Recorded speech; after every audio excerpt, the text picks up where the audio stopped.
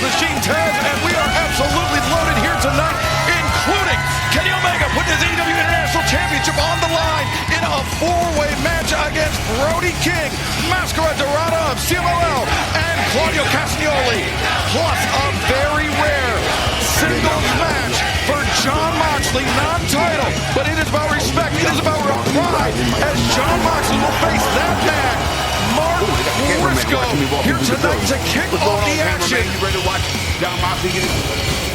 And there we see the arrival of the AEW World Champion, that briefcase, which we can only presume holds that AEW World Championship title belt. It will not be on the line here tonight, but potential eliminator scenario. We'll touch more on that later, but timeless Toni Storm, AEW Women's World Champion, will be in action tonight, teaming with Mina Shirakawa to take on Sky Blue, and Julia Hart with the CEO of Mercedes-Benz joining us at the desk. You want me at all in? Well, you've got me. And tonight, you can have a front row seat to my match right here in Denver. So bring a snack and enjoy the elevation, for I am the next mountain you must climb. Until then, my tits will be taped up and I am ready to tango. Timeless Toni Storm ready to fight tonight in Denver.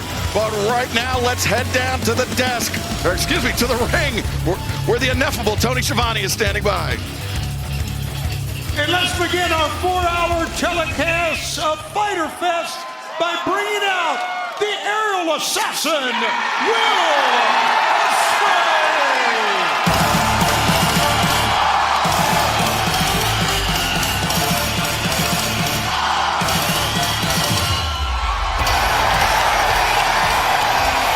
In Riccaboni, we heard Will Ospreay last week trying to play peacekeeper, trying to mend the fences between Hangman Adam Page and Swerve Strickland. It did not go well. It didn't go the way that Will wanted, Taz. It was a plea for unity and peace and togetherness up against the Death Riders. Yeah, you got to give Ospreay an E for effort on that. It failed miserably, but, you know, I like the fact that Ospreay tried to get some, you know, continuity with those two cats, but it didn't happen. Okay, Will.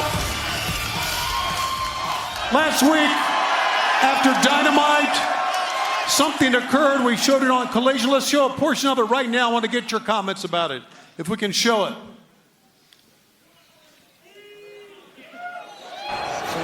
Excuse me, have you had a second to think about your answer? Can you work alongside Ospreay and Hangman to take out the Death Riders? We're not a team. We're not a squad. We never will be.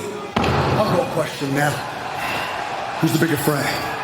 Death Riders or Hangman? With this whole little team, this squad that you're trying to get together to go against the Death Riders, I did that already. Anarchy. I'm done with it. You're delusional, man. Let's go. I'm not done talking. Whoa.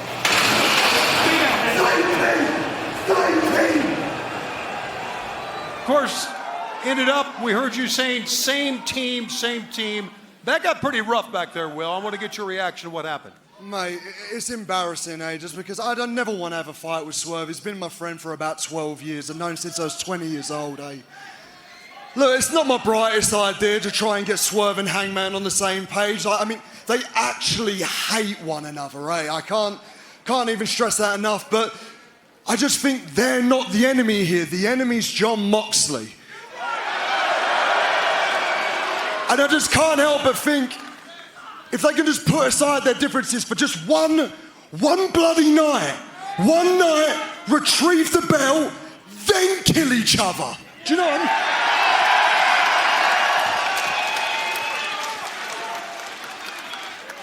Jon Moxley has said on this show he hates what AEW has become. I've got a fantastic idea, John. Piss off then. Because people like myself, like Hangman, like Swerve, like Toni Storm, like Kenny Omega are the reason why AEW has momentum again. The only reason AEW sucks right now is because you're our world champ.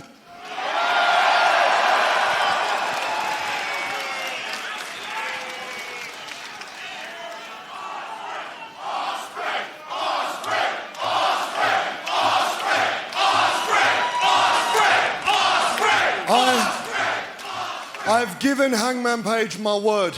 My word means something. I will play a part in ensuring that world title comes back. Last week I said to Swerve, who's the bigger threat? Hangman or the Death Riders. And I can't help but feel maybe Swerve's that threat as well.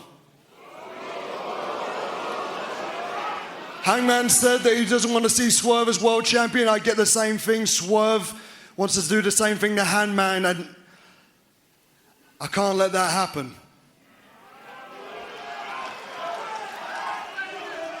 So if I have to be the one to stop you,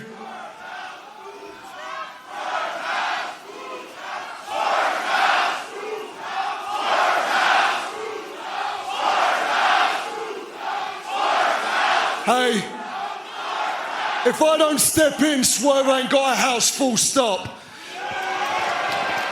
So here's what's happening. Swerve, listen to me and listen to me clear. I love you, brother. I seriously do. I would take a bullet for you in a heartbeat, but before I will take a bullet for you, I will take a bullet for AEW.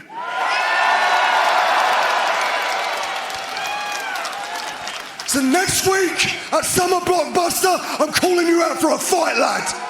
Ospreay versus Swerve 2. And who's this? I'm sorry, Tony.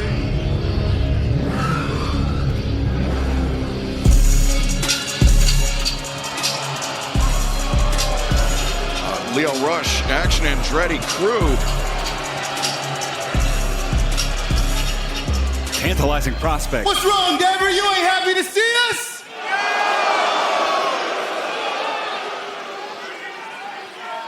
Mr. Bruv, this whole little powwow you got going on right now with Tommy Schiavone, it's real cute and all.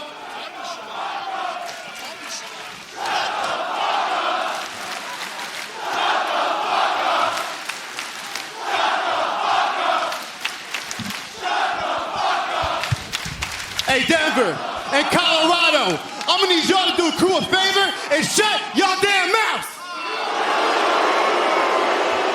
Hey, talk to him, Leo. Ospreay, Ospreay, Ospreay. Wow, a true Brit. Hey, I love it, man. I love it. It's clear that these people love it too, but listen. If it's one thing that I know about Brits, it's that they like to talk a lot. And you out here doing a lot of yapping. Hey, Denver, we just got off a 14-hour flight from Japan. And my boy right here, Action, hey, he chilling tonight. But me, I got a little bit of pent-up anger and a point to prove. Because I personally think that the worst thing about AEW is your dumb ass. You got a bit of pent-up anger, have you? Well, Leo, I would love to help you get that anger out because tonight, we're sold out, baby. I've got me fake tan on, bruv. I've got me crime fighting pants upstairs. Anyone want to see a Will Ospreay match tonight? How about then, Leo? Tonight, on Collision, let me get in my crime fighting pants and I'll see you in the ring, brother.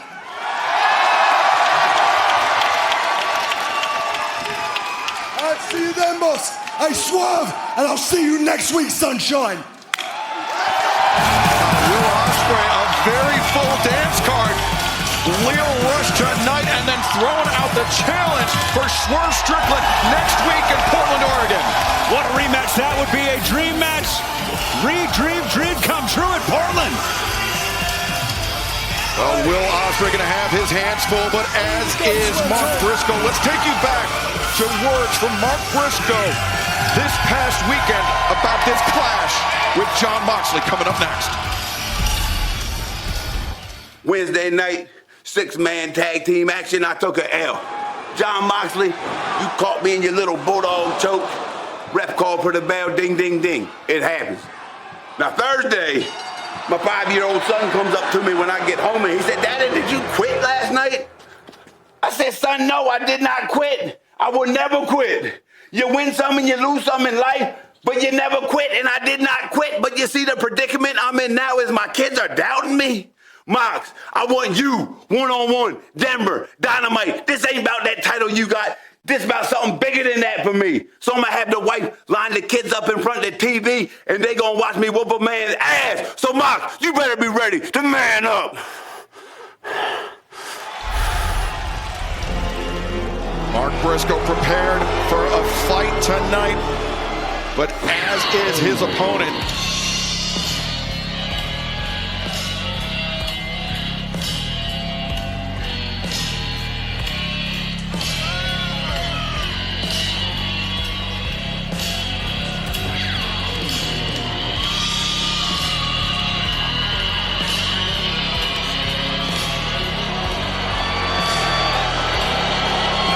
Your opening contest is set for one fall.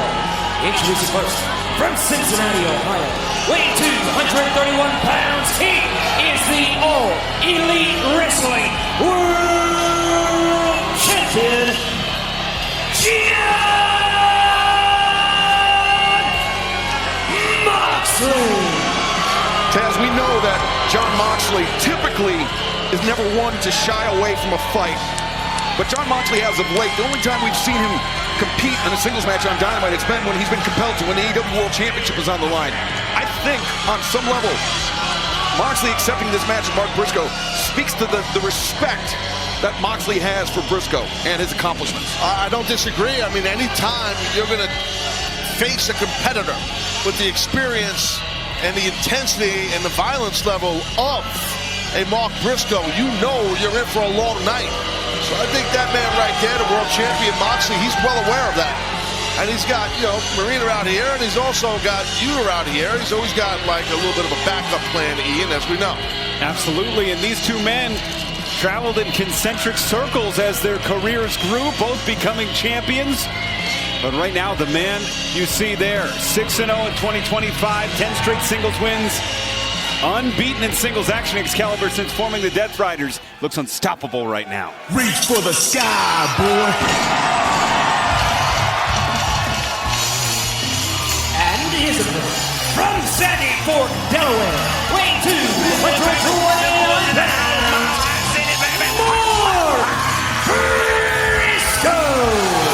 Yeah, to your point, Jon Moxley, since winning the World Championship, he's had a death grip on that title. He's been unstoppable, a steamroller as a singles wrestler. While this match is not billed as such, you would have to imagine if Mark Briscoe gets the win here tonight, if he pins the AEW World Champion, he would be in line for a shot, functionally an eliminator match.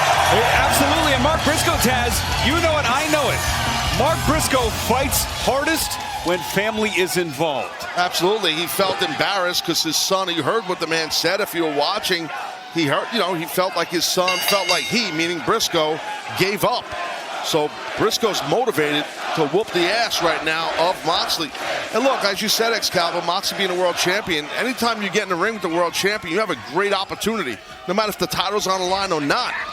You get a victory, submission, or pinfall victory on the world champion, dude, that is a major thing.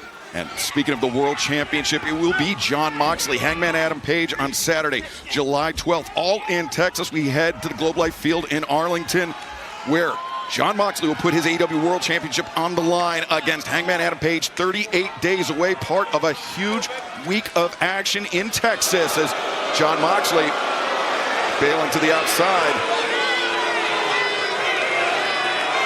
Well, it's just, Moxley's basically, when you do that, you're telling your opponent, I'm going to dictate the pace, and Briscoe's not going to have it. Briscoe following Moxley. Oh, big right hand. And Briscoe employing that redneck kung fu, as he calls it, blistering the chest of Mox. And Mark Briscoe has those frying pan-sized hands, delivering now under the jaw.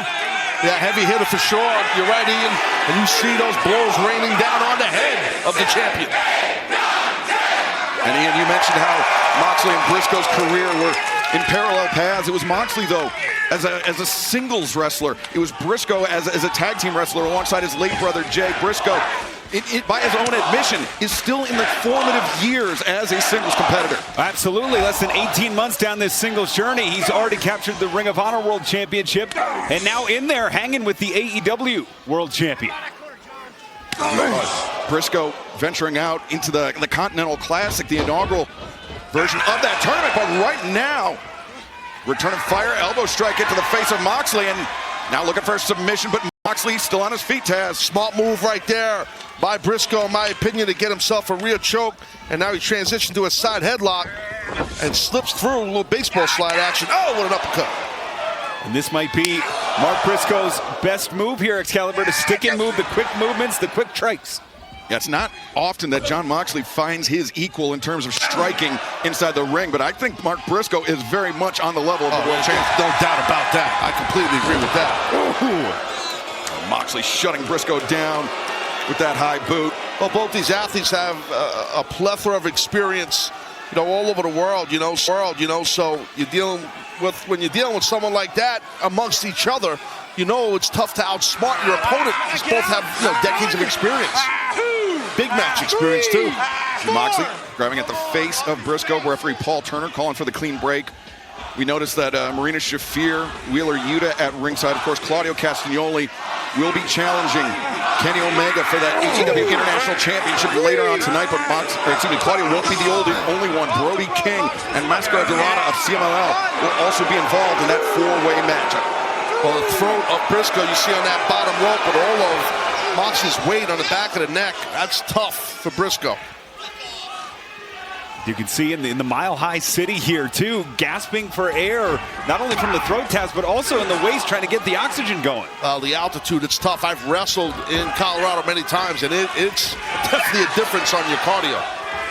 And no matter how well prepared you think you are, there's nothing like training, competing at altitude.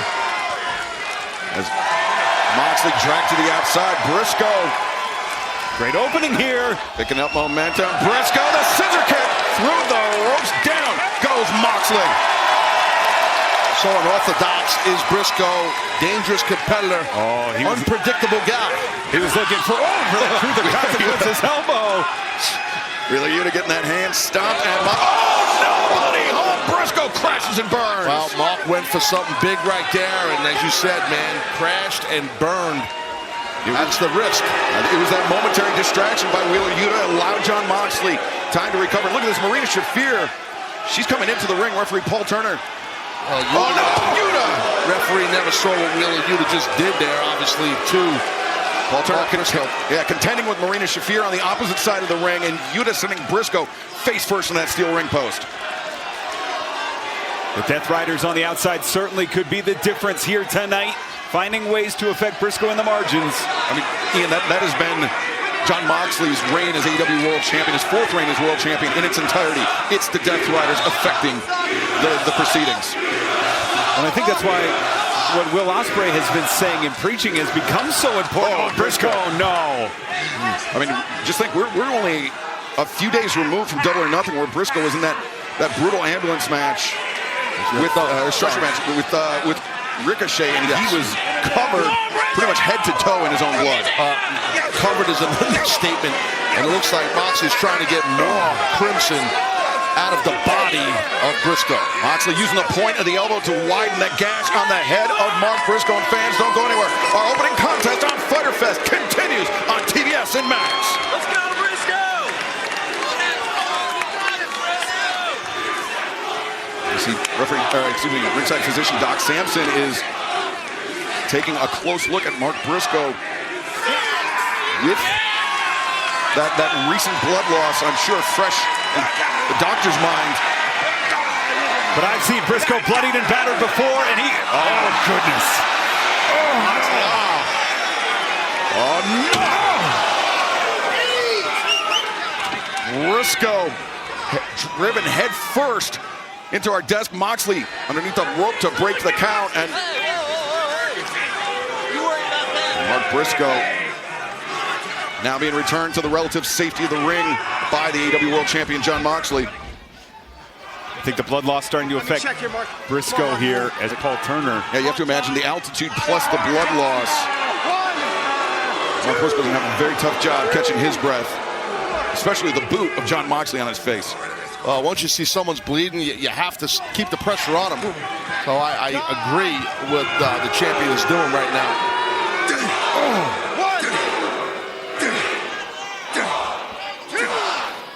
Moxley raining down powerful right hands, just targeting that wound on the head of Briscoe, digging the fingernails in as well, trying to split it deeper and more open.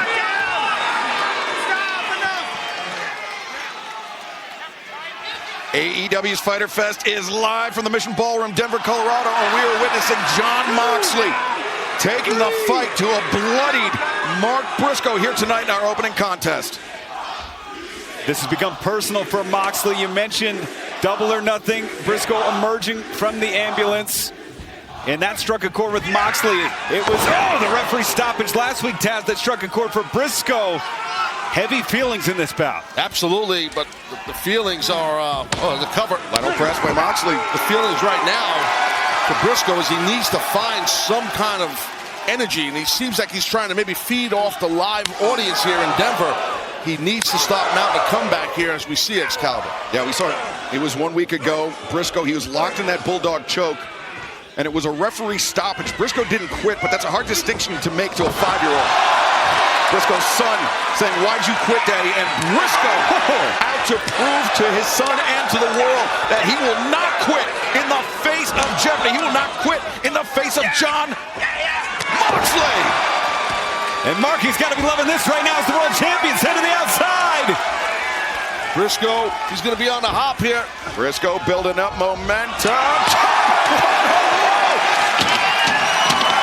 And Briscoe landing hard on top of Moxley. He's not done. Watch him fly right here as you see on the replay. Taking out Moxley right on his head. Crazy psycho man from Delaware. Redneck Jones. Mark Briscoe trying to ride this wave of momentum. The lariat, the lateral press. Moxley kicking out. And how quickly the tide has turned after that risk. It certainly paid off. Sometimes when you get split open and you're bleeding, it really brings something out of you, and you just become kind of different than you normally are. Even with your intensity, it just goes to a new level. Taz, I think Briscoe's going to have to approach this with some urgency.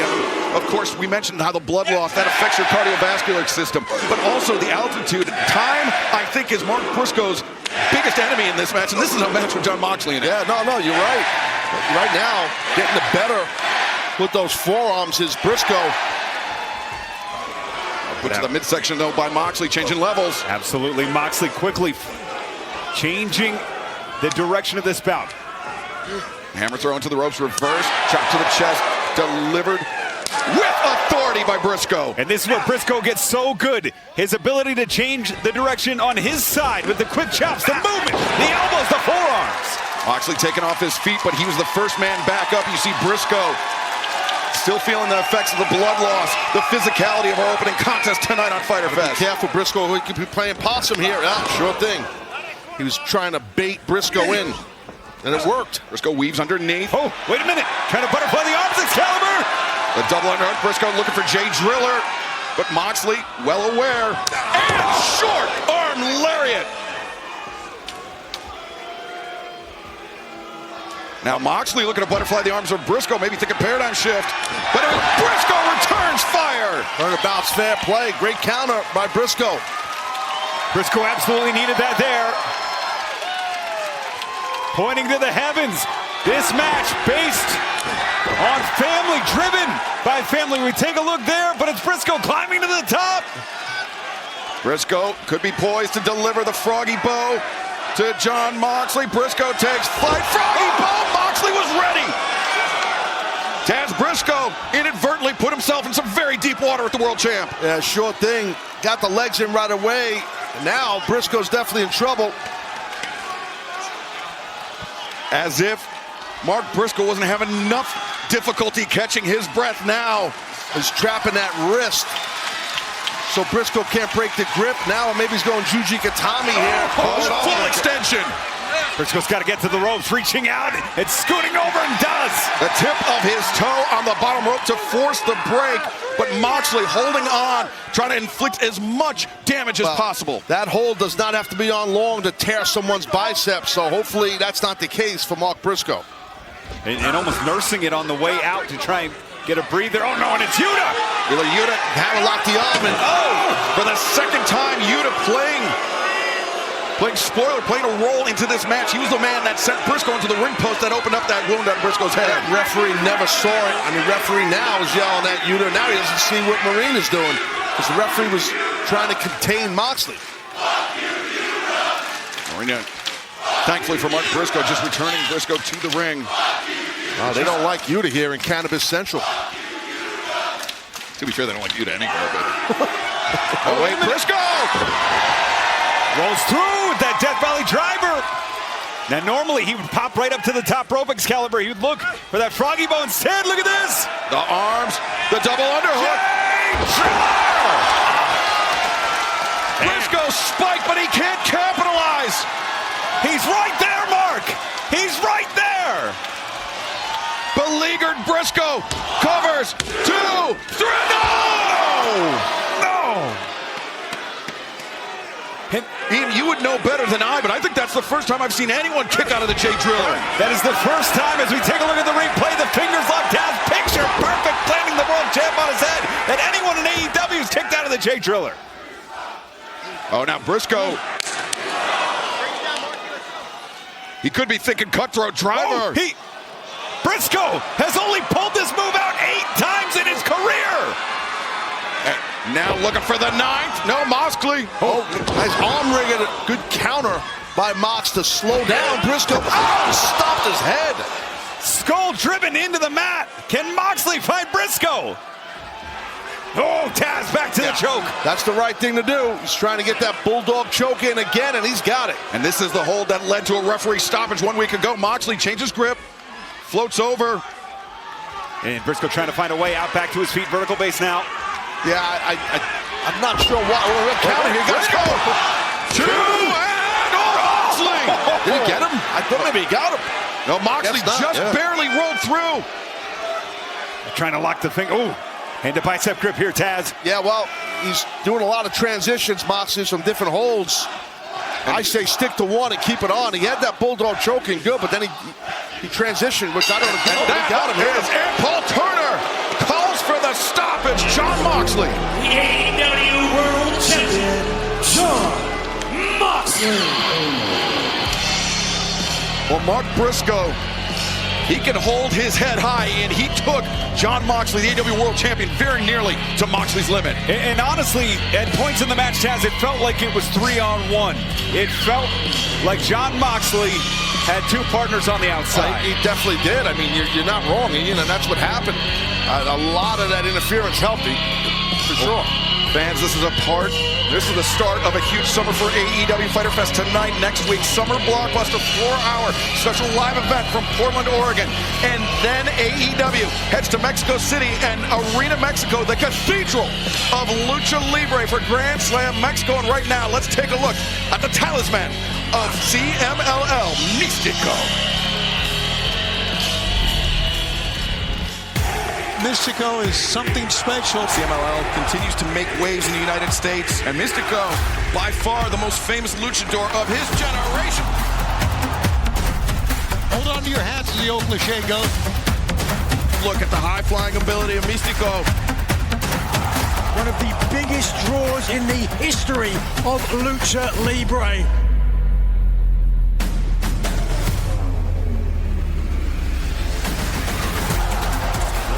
Místico is CMLL's biggest star, biggest headliner.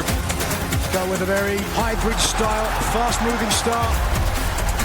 One of the most renowned and idolized superstars in all of Lucha Libre. The man who brought modern Lucha Libre into the golden era. A true legend, iconic, prolific, second-generation superstar. And fans, you're not going to have to wait until Grand Slam Mexico to see Místico compete inside an AEW ring. He'll be joining us next Wednesday night at Summer Blockbuster, live from Portland, Oregon.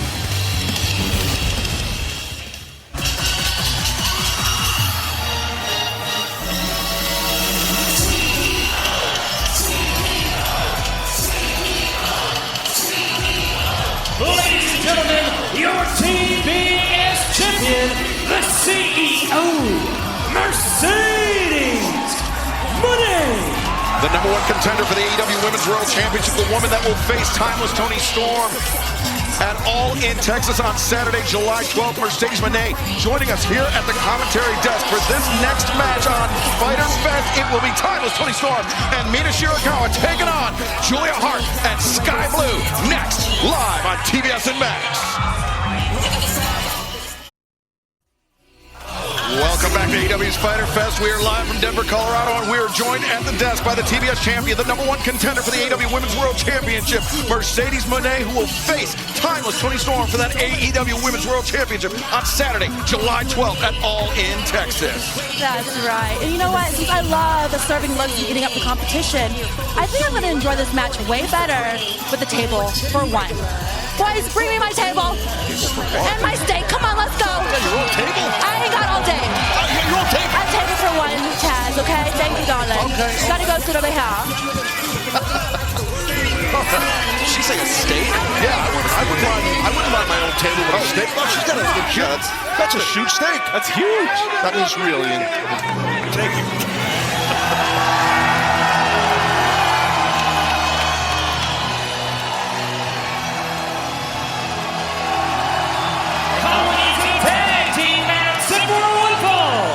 Being accompanied by Luther from Stage 7 at Warner Brothers Studios. She is the AEW Women's World Champion, timeless Toni Storm.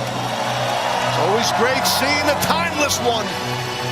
The 4-time AEW Women's World Champion, timeless Toni Storm, who is...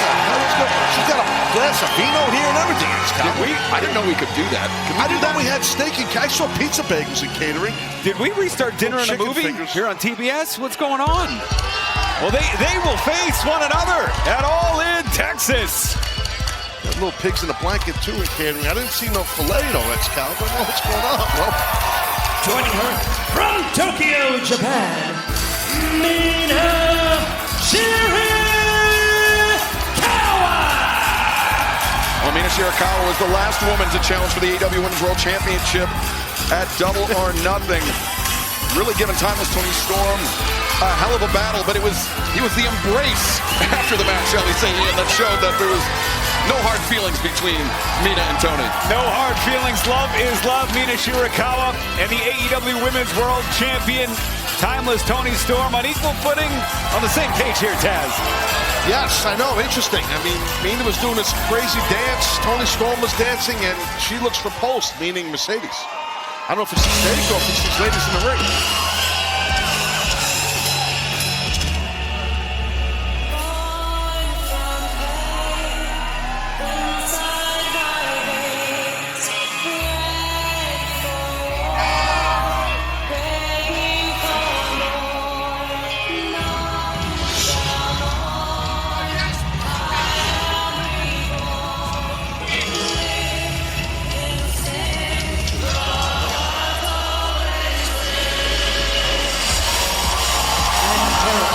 The team of Julia Hart and Sky Blue.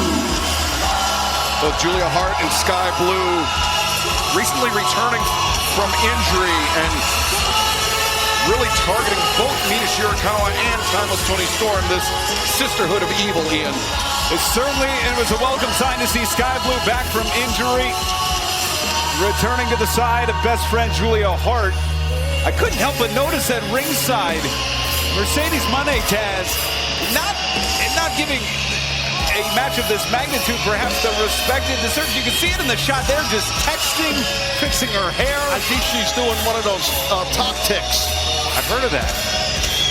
They have that on phones now. Yeah, I know. It's crazy. So she's looking at herself. I don't know what she's doing. She's got numbers and videos of her face. It's wild. Fans, we do apologize. The headset for Mercedes is off. But a great tag team match on the way, Excalibur. Yes, Sky Blue trying to strike first with the high boot. Mina Shirakawa able to avoid contact. Now the reversal. Mina sent into the corner. Sky Blue a step too slow as Mina connects with the big elbow strike. Ooh. And that wraparound kick there, and just almost like Mercedes is inconvenienced with these four great athletes here. Almost just here to play mind games on the side Russian leg sweep. Well, you got to have your mind on the lady to my right here. Mercedes with all the championships if you're one of these four ladies in the ring. As timeless Toni Storm now working in concert with Mina Shirakawa. Little back elbow, and now Toni Storm giving a little boost to Mina. The splash now. Storm covers. Sky Blue able to kick out. Yeah, you can see, right, well, she's got a little, maybe a Merlot going on here, or a little Shiraz. What do you think that is, Excalibur? Cabernet Sauvignon. But now, Toni Storm, I can smell it from here. You know your alcohol, that's for sure. I might be able to detect tag made. I drink, maybe that's about it, as Mina Shirakawa in there. Makes a good old A-treat. I thought I was working with Taz, not Crowbar. That's Mina Shirakawa. Oh, wait a minute. Now, up and over. Oh, wait a second. Sky Blue. Yeah, Sky Blue, she's felt the effects of that glamorous driver, Mina, and she was able to flip out of it. Now Sky comes in. Cartwheel into the elbow. Right, Julia tagged herself in. She knew Sky was in trouble. Good job by Julia. She came in quick with that elbow while Mina was trapped. And Julia, that running back elbow, keeping Mina isolated in the corner. Nope, hammer throw reversed. Mina sends Julia in. Mina taking a moment to compose herself. Julia over the top, and Julia. Both ankles. Little tarantula action here by Julia Hart. Of course, an illegal hold. Referee Stephon Smith calling for the clean break as, wow, Selfie Jones. She's got a lot going on. She's got steak, Pinot Noir. And right in front of the number one contender, Mercedes Moné, Sky Blue sending timeless Toni Storm crashing into the barricade. I think that was the first hint of a smile we've seen from Mercedes Moné as Sky Blue and Julia Hart tandem offense. Oh boy. Mina got planted with that one. Brutal landing. As Julia Hart, Sky Blue with the advantage. Toni Storm recovering on the outside. Fans, this match continues live on Fyter Fest. Cover made. And Mina able to kick out, but Mina still clutching the back of that head. And that was picture perfect, Excalibur. And now look at this continuing. Just to make sure if her head wasn't shattered as it is. Julia just ramming the back of Mina's skull in the middle of this ring. And Taz, I mean, a move like that, delivered with such ferocity by Sky Blue, you have to assume that Mina, her bell is a bit run right now. I would definitely think so. And a quick tag from Julia now to Blue, which was smart by these two ladies. You can tell their friendship really transfers well into the ring. They seem to be in lockstep, Taz, move for move. They do. They have really good chemistry. They've been friends for quite some time. Good snap suplex by Sky Blue. Now Sky covers, the far leg is hooked. Mina. Key with that snap suplex is to engage your hips quickly and low and impactfully. She did that. And we see AEW Women's World Champion timeless Toni Storm. Maybe a little Worcestershire sauce or something. What do you think, a little Tabasco and ketchup? Dip action? Toni Storm sent to the outside. I was thinking more of a steak au poivre, but I digress. How do you guys have such fancy tastes? We make money, bro. That's why. Into the corner. If I had your money, I'd burn mine. Spend all mine on action figures, those great Jazzburst dolls. Tag made. That is BS. Ian, you buy Moses Malone trading cards. I know that for a fact. 100% accurate. In the ring now, Julia Hart, Sky Blue. Mina sent into the ropes. Tandem offense once again. As Julia looking for the cover here too. Not wrestling with a lot of urgency, Taz, is this Sisterhood of Evil. Well, I think they realize they have Mina really in a bad way. She's hurting, you know, so I think that's why, you know, Blue and Julia are just taking their time, and I think it's smart.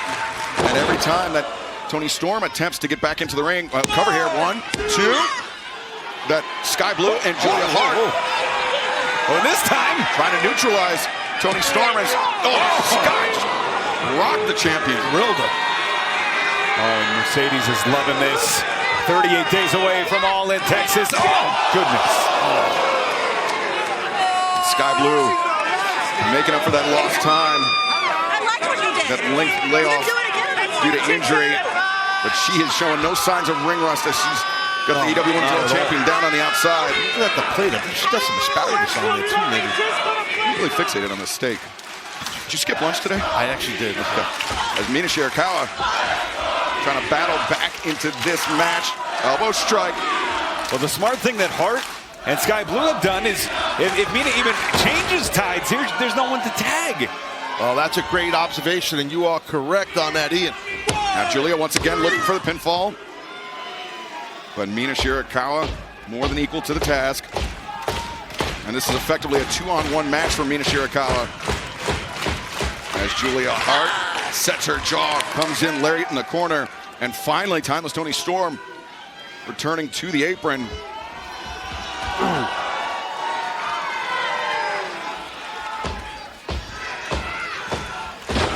Wow, a swinging neck breaker. We are back live with 4 hours tonight of Fighter Fest action on TBS and Max. Mina Shirakawa fighting an uphill battle here against Sky Blue and Julia Hart. As we've seen, Timeless Toni Storm, the AEW World Champion, effectively neutralized on the outside. Yeah, she's been battered and beaten on the outside by both of her opponents. While that lady right there, Mercedes, looked on in joy when she saw Toni Storm getting whooped out here. And here comes Mina, though. #1 contender for the AEW Women's World Championship. The woman that will face Toni Storm at All In Texas just 38 days from now is Mercedes Moné. And Mina Shirakawa, just when she thought she could get some relief, maybe a tag up from Timeless Toni Storm, Sky Blue decking the world champ. And look at this balance, the agility here from Julia Hart. Yeah, excellent balance to your point, Ian, for sure. Clubbing blow right to the back of the shoulder. Julia the sliding lariat. Sky Blue a running kick. Great rapid fire offense here as cover made and Mina. Oh, good save. Yeah, Mina just barely kicking out and Toni Storm has had enough. The adrenaline kicking in for the AEW Women's World Champion, but maybe sent back down. Julia, the back heel trip, but she turned her back. Rolling elbow strike from Mina. The back fist misses. The hair pull does not. Mina goes down. And the look of exasperation has turned to consternation for the woman that will challenge for the AEW Women's World Championship at All In Texas. I'll tell you, Mina has taken such pounding, offense by Sky Blue and Julia Hart. I don't know if there's much left in Mina. Yeah, Mina desperately needs a tag, but can she make that tag with Toni Storm just vexed constantly by Sky and Julia? But Mina finding her footing on the top. She gets it! Almost like a sling blade from the top rope. Mina! Not sure if she got it all, though, dude. I don't think she did. She may not have gotten it all, but she may have gotten enough as Toni Storm reaching for the tag. Mina rolling. And Mina right there. She's right there. So close. I don't know if Mina realizes she's right now. She just looked up. I guess she does. Makes the tag, and here comes the champ. Unloading both barrels with the drop kick. Sky Blue swinging a miss. Toni Storm on the hop, the fast press, and the right hands come raining down. The champ ready to turn the tide for her team here. And a sky high for Sky Blue from Toni Storm. There's the arc and the back fist by Mina Shirakawa. And now's not the time to kiss. What are we doing here? Oh, standing switch. Sky Blue, Julia Hart trying to hold on, but the German suplex. And they're shaking. They're going nuts. They're about to kiss. Little shimmy, a little shake. And a combo hip attack. And trading places. Just as devastating. Now Sky Blue, center of the ring. As Toni Storm looking for that TCM chicken wing. It is in. And Sky Blue is fading fast. The tap. There it is, the win from Toni Storm and Mina Shirakawa. Mina Shirakawa and the AEW Women's World Champion, Timeless Toni Storm. hard-earned victory for Toni Storm and Mina Shirakawa. But Taz, it all played out in front of the TBS champion, the #1 contender, Mercedes Moné. Yes, Mercedes definitely not happy or impressed with this victory by Toni Storm and Mina. Well, Taz, you may not be the romantic type, but I'm starting to get romantic about All in Texas, where it will be the AEW Women's World Champion Toni Storm against Mercedes Moné. Well, both ladies are right here, almost face to face. 38 days from now. Oh, no flat needed. I love it. Old school. The shoot style. Yeah. Cavewoman Jones over there. Toni Storm. She will put that AEW Women's World Championship on the line against the winner of the 2025 Owen Hart Foundation Women's Tournament. The CEO, the TBS champion, Mercedes Moné, and All in Texas. That's a lady with class, folks. Robe's going to wash it down with some wine. Globe Life Field, Arlington, Texas. You can still join us, AEWTIX.com, or you can see it on pay-per-view or Prime Video. All in Texas. But right now, let's head to the back where our colleague, Lexi Nair, is standing by. Delicious. Will Ospreay, coming up later tonight, you will be taking on Lio Rush, but it has officially been announced you versus Swerve Strickland in Portland, Oregon next week. Billy Boy! How the hell are you? What do you want, Max? How can I help? You know, it's not what I want, it's what deep down you need to understand, okay? I'm actually coming here to help you. You need to stay out of Swerve and the Cowboy's business, dude. If you take Swerve out when he would have taken out Cowboy, his chances of winning the world title drastically go up.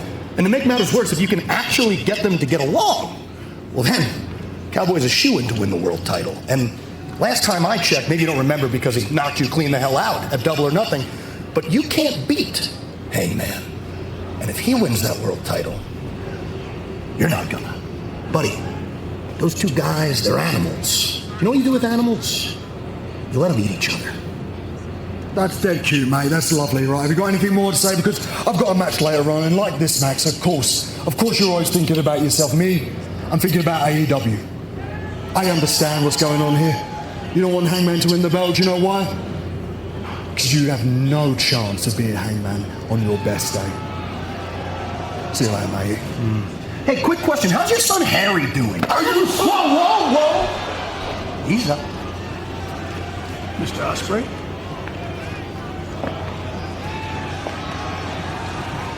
So I was just curious. Young Maxwell Jacob Friedman, or more appropriately, the Hurt Syndicate. We have business elsewhere tonight. Good luck to you in your match.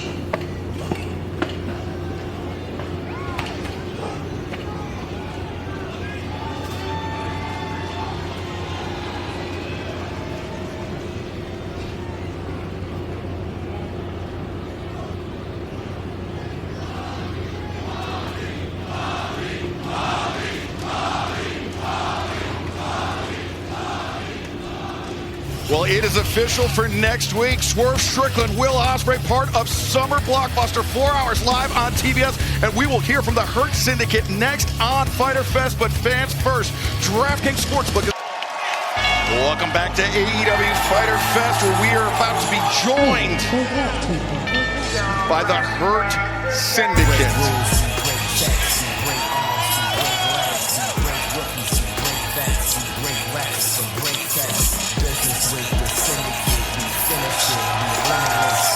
Ladies and gentlemen, MVP, MJF, and the AEW World Tag Team Champions, Shelton Benjamin, Bobby Lashley, the Hurt Syndicate. Taz, Shelton Benjamin, Bobby Lashley, absolutely dominant as AEW World Tag Team Champions, as we saw in Double or Nothing. Oh, absolutely. I mean, these two guys, they're going to be so difficult to dethrone, especially with the conniving MJF in their corner. You saw for a minute there, it looked like Lashley and MJF going to go at it. Instead, Dustin Rhodes really ate that spear from the massive Lashley. As MJF fitting right in with MVP, Lashley and Benjamin. Maybe a little bit of a stumble, but like you said, Taz, really finding that groove and how he can help the Hurt Syndicate, which to me has been the question mark. And I think we're starting to see it bear fruit as this relationship grows.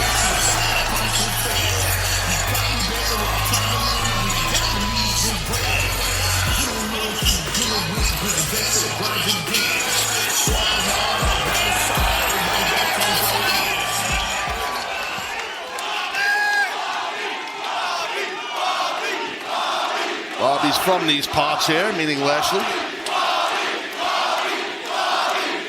Hometown guy. And think about that moment between Bobby Lashley and Will Ospreay. What a tantalizing prospect that is.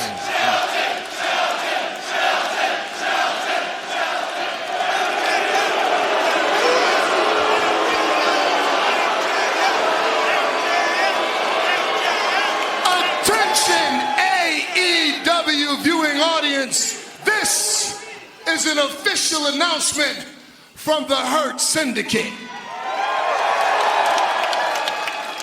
Now, before I go any further, I'd like to address my brother Roberto. You used to live in the Mile High City.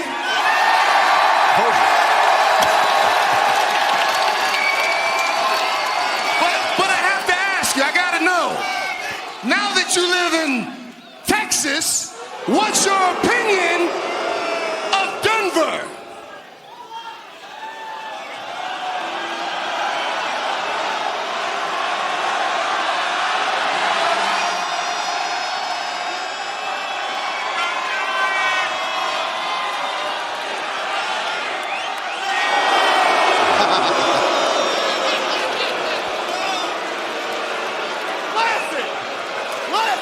That's why the Almighty left this place. But look, let's get down to business. This is AEW. We're the best wrestle. And I'm standing with the absolute greatest tag team that ever existed in the history of the sport. You could put together your dream team of tag team champions, then, now, from this company, from any other company, from the universe, and they couldn't remove the championships from the waist of these two mega stars. So I'm forced to ask, if this is where the best wrestle, where are the best tag teams to challenge the champions? Why is everybody so absolutely terrified of the standard of excellence and the Almighty? Where are they? You know where they are? They're in your imagination because they don't exist. There is no one. Let me say that one more time. There is no one capable of beating the standard of excellence in the Almighty for the AEW Tag Team Championships. And now that business is done, I would like you all to show respect to the young genius, Maxwell Jacob Friedman.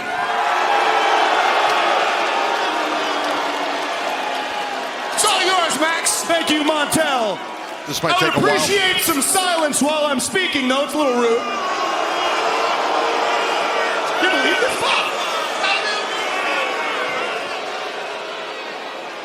As you dumb schmucks already know, I want gold, just like my best friends Bob and Shelton have. I want back my AEW World Championship. Which means, like all those marks in the back, unfortunately, I'm gonna have to start wrestling a little bit more. I'll get over it. Which brings me to Mexico. Now, apparently, the countrymen of Mexico believe that their top guy... Hey, stop being rude and show some respect to the young genius. Mexico's supposed top... I'm not going to, shut up. Mexico's supposed top guy is Mystico. Mystico, your country believes you're the best wrestler in the world, and well, that can't be true, because I am. best wrestler in the world doesn't hail from Mexico. He hails from the only country that's worth a damn, the United States of America. Now, Mystico, when I stepped foot into your quaint little country, I sold out your historic Arena Mexico. Matter of fact, I am the youngest foreigner ever to do so. And do you people know why I was able to do that? It's because, unlike all of you poors, I'm a megastar, baby. Don't believe me? Happy Gilmore 2 comes out July 25th. Now, Mystico, I know that you think you're a Lucha Libre legend, but you know what I think, people? I think you're just a big fish in a small, stinky pond. But I'll tell you what, I'm feeling philanthropic, Montel. Not that any of these morons watching at home or in this arena knows what that means. It's not in their vocabulary. They need to Google it. They need to Google it. Next week, I'm gonna watch your match, Mystico, and if I think you're worthy, then maybe, just maybe, I'll let you wrestle me at Grand Slam Mexico. Because when it comes to the Syndicate, it ain't personal. It's just business. Wow, talk about a tantalizing prospect. Mystico and MJF potentially in the offing,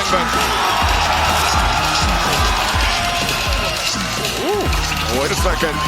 Speedball Mike Bailey, Commander, and the recently returned from Japan, Kevin Knight, they're set to compete in a trios match here next. Yeah, well, the three men in the ring, these guys on the ramp might be a little bit ahead of their skis, in my opinion.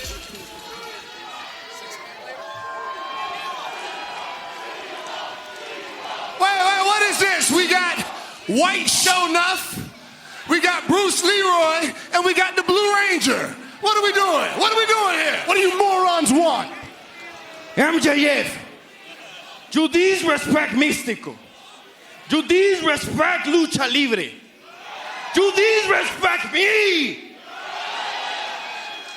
Pero sabes lo que pienso de ti. Que todo lo que sale de tu sucia boca es pura basura. I believe Commander just said everything that comes out of MJF's mouth is garbage. Hey, así que voy a enseñarte a respetar la lucha libre, cabrón. I mean, I can translate that last part. Mention the truth, though, I can say that.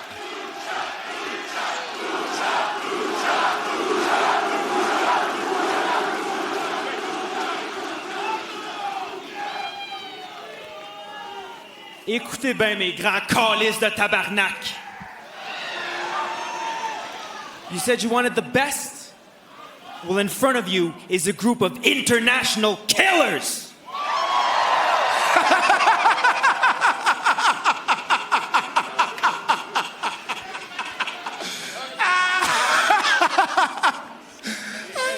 Whoa. Now, Maxwell, I know you may be a little bit uncultured, slightly unseasoned, so you may not understand what my compadres just said here tonight. So I'm gonna keep it real short and sweet for your simple ass. Hurt Syndicate, we can get it popping right here tonight, here in the Mile High City, baby! So wait. You guys want a match tonight with the Hurt Syndicate? You want it right here in the Mile High City? You want to see it? Is that what you want? Absolutely not, because you guys haven't earned it.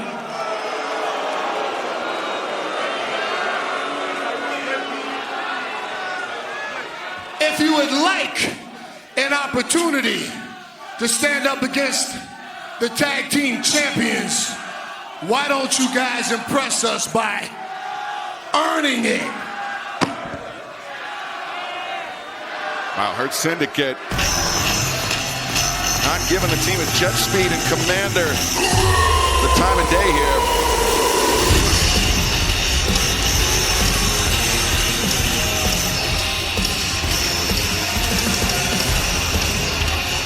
My man, Rouge. My guy. This is a trios match set for one fall. Approaching the ring, Rouge, the Beast Mortal, and Dralistico, la facción ingobernable. Well, fans, this trios match stemming from what occurred this past Saturday at Collision. Rouge, Dralistico, and Mortos defeating Top Flight and AR Fox, but it was Speedball Mike Bailey, Commander, coming to the aid of Top Flight and Fox. Battling it out, Rouge and LFI throwing out the challenge for this match here tonight at Fyter Fest. It's about built on a grudge that is just a few days old. But certainly, we've seen Jet Speed and Commander not be afraid to jump into the deep end here, Taz. Yeah, no, it doesn't take long to build some animosity towards someone or a group of guys, and we're definitely getting that right here in this match that's about to go down. And I noticed at the top of the ramp as the Hurt Syndicate was making their exit, Rouge shared a tense moment with the Hurt Syndicate, which is certainly one way to describe it. His philosophy is no pasa nada. Nothing matters. Essentially, nothing matters until he says it does. He controls the ring, controls the pace. One of the longest reigning Ring of Honor champions ever. One of the biggest stars in Mexico before committing full-time here to AEW. Taz, just a dominant force. Well, that's great confidence by Rouge. I'm not shocked. I mean, I know the guy personally, and you know, he plays no games. That's what he's about. Whoa, Bailey just got nailed. Big fans, we are entering the second hour of 4 straight here tonight. Fyter Fest live on TBS and streaming on Max. And this trios match raging as Dralistico sending Commander into our announce desk as Kevin Knight just almost. Oh, wait a second. Knight now head first into the desk, courtesy of El Toro Blanco. Rouge as Speedball Mike Bailey, the Beast Morto. Commander driven skull first into the steel. And there is Bailey. Go Ninja, go Ninja, go. That's Kevin Knight just returning from competing in Japan, the best of the Super Junior tournament, where he wrestled 12 matches in 25 days. Finishing tied for second place in his block, tied with young Nick Wayne. The prodigy of AEW is Rouge now with that camera cable and Speedball Bailey. And this is where things get out of hand. LFI likes to take the matches to the outside, Taz. This is where they get control. They thrive in chaos. Yeah, and he's right now, Rouge is obsessed with trying to get Kevin Knight's face permanently part of this announce desk. I lost count of how many times he rammed the guy's face into it. Oh, Commander turning the tables on Dralistico as Kevin Knight into the ring. Arm drag takes down Rouge, and Speedball Mike Bailey on the attack. And Jet Speed working as a unit here. And in comes Commander getting the boost. Rouge goes down. Might have caught Rouge a bit low, but now the cover made two and able to kick out. And I like that call by Aubrey because that was not intentional as the tag is made. And honestly, Taz, Rouge fights dirty, so you got to fight fire with fire. You're supposed to fight dirty. I mean, this is not, you're trying to win, you're trying to make more money. I mean, if you can take a shortcut, take it. I mean, I don't have a problem with that personally. Right now, Rouge has got to get out of that corner. This is not wrong corner for sure. Snapmare from Speedball and Bailey. Drop kick, side of the head on Rouge. And Bailey doing a good job of keeping his eyes on La Facción Ingobernable. You see at the bottom of your screen the Toxic Spider Tekla, who arrived in AEW 1 week ago, making an immediate impact with that attack on Jamie Hayter. She will be in action later on tonight. We'll also hear from Hangman Adam Page as Mortos, the distraction, creating the opening, and Bailey going down as LFI on the hunt here. And a sign of villainous teams we see with our partners at CMLL. When there's an opportunity for these rule breakers, they take advantage, go full 3-on-1. La Facción Ingobernable translates literally to the ungovernable faction. Aubrey Edwards is finding out firsthand just how tough it is to enforce the rules when LFI, when Rouge, Dralistico, and Mortos are involved. Yeah, they really have singled out Bailey here, and they're doing a number on him. And it's almost genetic for Dralistico and Rush, who are brothers. Oh, goodness. Their father, La Bestia del Ring. Wow. Carved a legacy for himself. Yeah. Literally translating to the beast of the ring. Yes. And now the other beast, Mordos, yeah, with the grip on Speedball. Oh, wait, LFI. What's this? Carrying Bailey all around the ring and sending him to the outside, crashing to the floor and his own partners. And fans, don't go anywhere because this trios match continues live as part of a 4-hour broadcast of Fyter Fest on TBS and Max.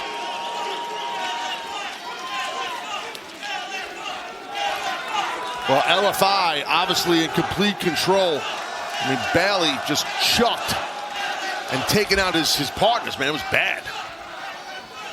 It's about 10 feet from his position to the ground, just crashing down, Taz. Yeah, it's brutal. Hey, Mike Bailey, he's no stranger to taking flight, but usually under his own terms. I was going to say, normally he knows where he's going. LFI could have put him wherever they wanted, and they sure did. Rush, the body shot, sending Bailey into desk, a popular location here tonight. Yeah, guys love the desk. And, oh, well, the referee's back has turned Mordos. We should all run in the ring and interfere matches like they interfered us at work. That's a whole nother story.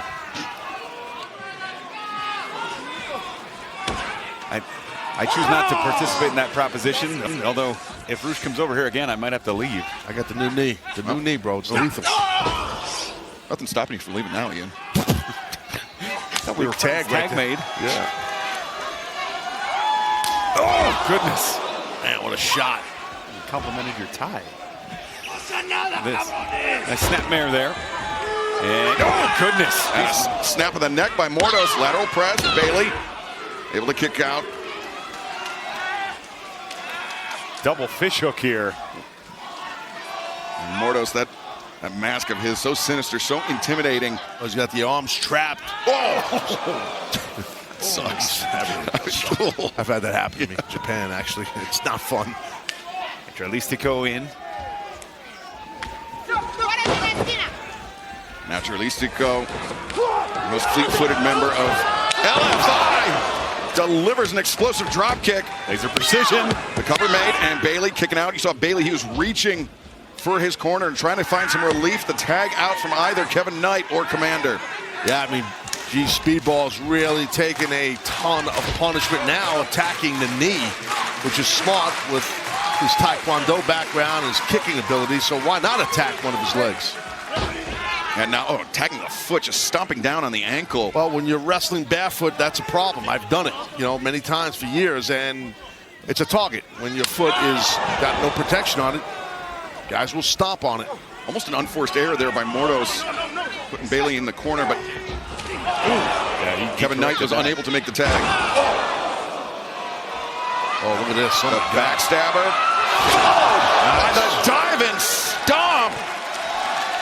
LFI working great as a trio here tonight as Mordos. Beast Mordos, big man can fly. What an elbow, what a cover, but Knight there to break it up. Got some new gear too. Used to wear that ratty looking stinky stuff. This is a lot nicer now. You know what I'm saying? Builds confidence too. You look good, you feel good, you wrestle better. Sartorial Jones over here. Oh, look at this. And Aubrey might not even have seen Rush pressing on the skull here. Now she certainly doesn't. And the back is turned as Rush and LFI dominant. LFI dominant. Welcome back to AEW's Fyter Fest. An explosive trios match underway. La Facción Ingobernable. LFI, Dralistico, the Beast Mordos, and Rush just taking Speedball Mike Bailey, Kevin Knight, and Commander to task here, but Bailey, perhaps an opening to make a tag. And to turn defense into offense, tag made! Commander, the Gamengiri staggers Mordos, and now, oh look at Commander off the shoulders into a DDT on Dralistico. Unbelievable. And that Tijeras, the deja vu. No, Commander onto his face, reverse, Huracan right on top of the head. Wow! Moonsault press. The cover is made, and Jarlistico kicking out. Command is on fire here. El Fuego. As Commander to the top, lands on his feet. Jarlistico underneath, and Jarlistico! Commander out on his feet. And now serendipitously landing toward the corner. Knight with the outstretched arm here. The match resets, both men trying to get to their corners. The two heaviest hitters for their respective sides, Kevin Knight and Roosh, on the verge of entering the fray. Now they're in, and Knight goes right at El Toro Blanco. Yeah, I'm not sure this is the right move here by Knight, trying to go toe-to-toe with Roosh, but he's doing it. Good for him. And Knight has had something to prove since graduating from the New Japan Academy, since coming up as a young boy, since coming through, making his name in Japan. Oh, but Jarlistico, or excuse me, Roosh, punishing Knight there in a big rolling right hand. Down goes Knight. And Kevin Knight, he's put on size lately. I mean, since entering AEW, it's been noticeable, but he's still lacking in size to this man. You may be prepared to deliver the bull's horns. You mess with the bull, you get... Oh, the jet. Oh, temporary respite, but the flat of the boot from Roosh into the face of Kevin Knight. A lot of impact right there. Knight didn't expect it. Roosh showing it off. Showing how great he could be, and Knight felt it. That savoir-faire, that signature hallmark of LFI. I don't believe savoir-faire is a Spanish word. It's romance language. But just the carefree violence that LFI can deliver. Whoa, wait a minute! Knight! Oh! That's that strength you talked about, the size of Kevin Knight. And Roosh feeling it firsthand as the backbreaker very nearly getting the win for Jet Speed and Commander. He also grabbed at his knee real quick, Knight did, because, man, speaking of knees, that was a nasty knee strike. I was going to say, in a backbreaker, it could affect your own knee. Yeah, especially a man the size of Roosh, 240 plus pounds. Coming down, and now things breaking down LFI. Referee's in a tough spot here to control us. It's hard. Yeah, Tez, this is where they shine. La Facción Ingobernable breaking the rules. As Kevin Knight, Mike Bailey, and Commander. Wait a second. Wow, cascading drop kicks. All three escape. And LFI on the outside. Bailey, Commander, and Knight on the inside, but not for long. Great job there by those three men. Flying high, boy. The adrenaline pumping. Everybody's joining us here tonight at the desk. Jet Speed and Commander regaining the momentum here. Tag made to Commander. As Bailey and Knight holding Mordos open. Commander. Whoa! Wait, what is this? Oh, wow! An assistant code red, too, and Mordos able to kick out. Might have needed every bit of that assist with the base sunk on Beast Mortos. Great attempt at a counter there. Oh, Jarlistico just drags Bailey out to the floor. Oh! A thrust kick drops Knight down to his seated position. As LFI looking for some triple offense on Commander. German suplex. Mordos pops Commander. Samoan drop. And now Jarlistico poised to deliver the cherry on top. Commander down. 1, 2, but Knight in time to break it up. May have prolonged the inevitable, though, as LFI Taz has a 3-on-1 advantage right now as Beast Mortos. Oh, wait a minute, Bailey up. Well, we saw the 3-on-1 attack earlier on this man, Speedball Bailey, right here, but he's fresh now, hopefully for him. Oh, Bailey converts the roll-up. Jarlistico there to break it up. But he turned his back on Commander for a moment, and Commander springing into action. Oh, Commander dragging Jarlistico out to the floor. Great body scissors, and it's Bailey The moonsault, the knee drop, but Roosh there to break up the pinning predicament. And it's Knight and Roosh locking horns. Drop kick. Great timing, great extension on the drop kick by Kevin Knight. Roosh out to the floor, but inside the ring, Mordo's powerful lariat, Taz. Yeah, big time, big man right there. Speedball giving up a lot of weight, and Mordos, he's gonna put the killing blow down here on Speedball, I think. Oh, counter. Bailey, full extension on the thrust kick. He's got Mordo staggered, and now Knight with the assist. Yeah, over the top. Jet speed working in tandem. Knight now legal.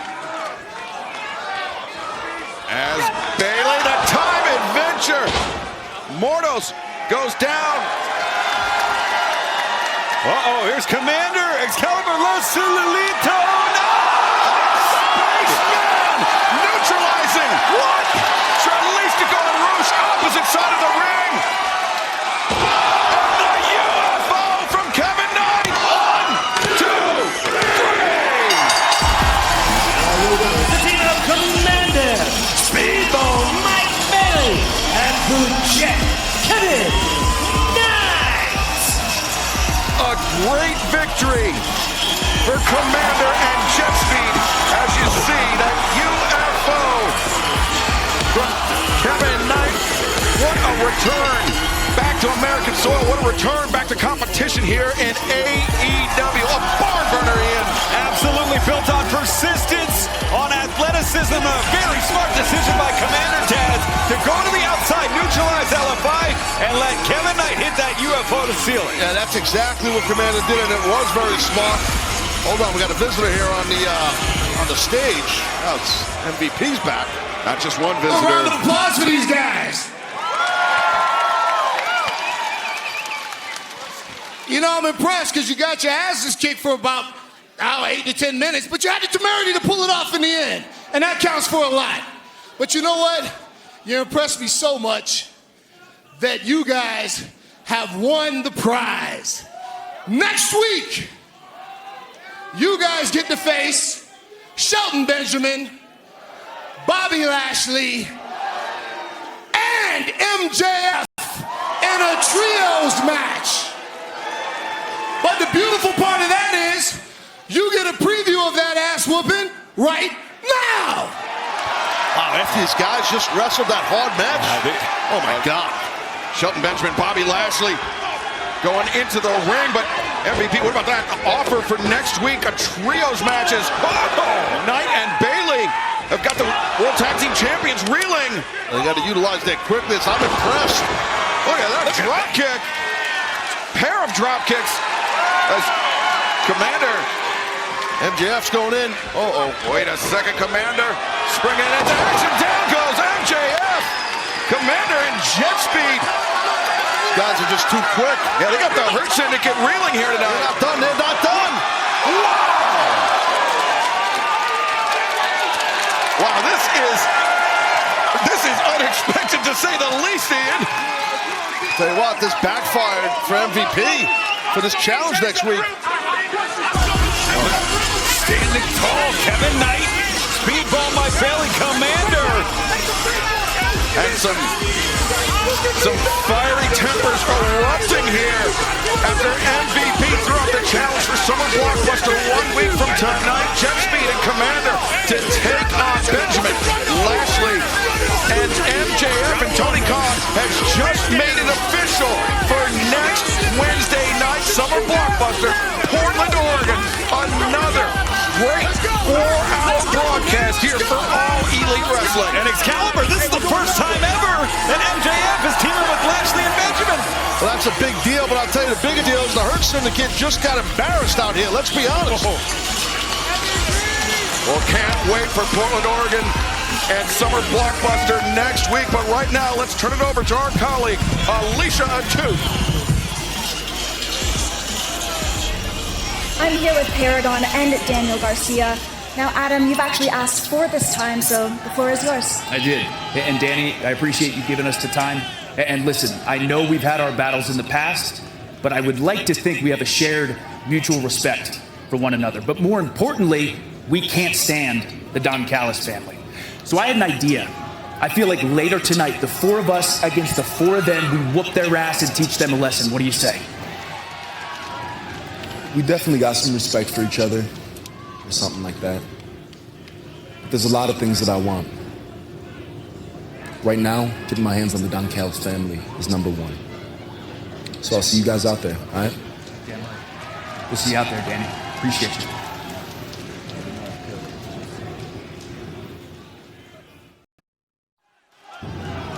I've got Christian Cage and the Patriarchy here. Christian, welcome back to Fyter Fest. Now, Nick Wayne had a tremendous showing at the New Japan Best of Super Juniors. First things first, Denver, I realize the thin air up here cuts off the airflow to your brain, and it gives a great excuse for you all not being very intelligent.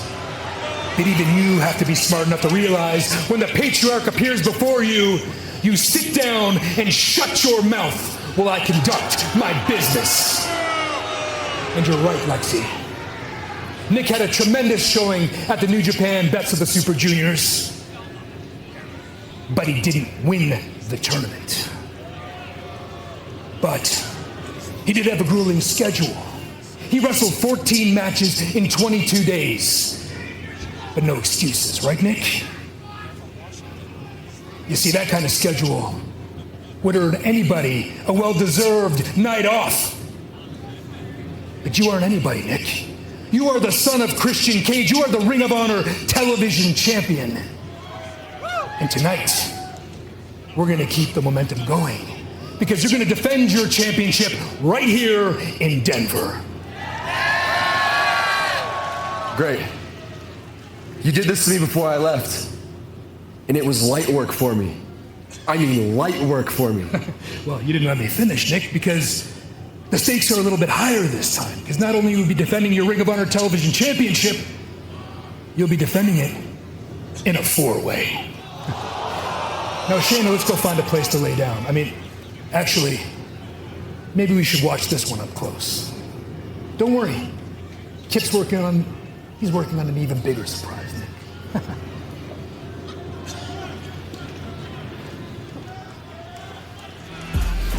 A daunting challenge for Nick Wayne laid out by Christian Cage, but right now, Platinum Max Caster has center stage. Colorado! You are looking live at the best wrestler alive!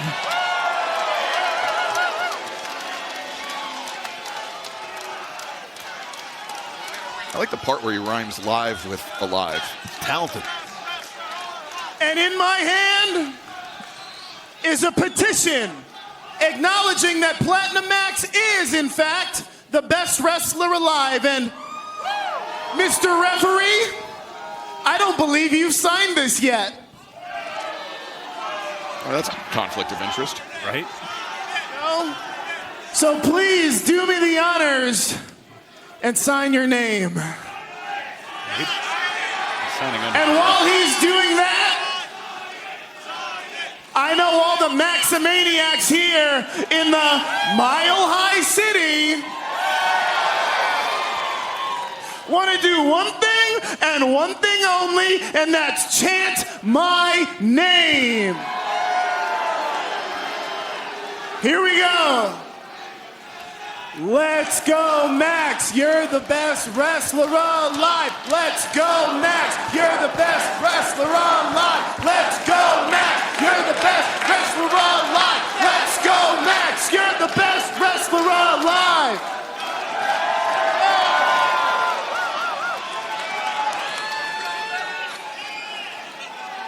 I'll be honest, guys, that was bad.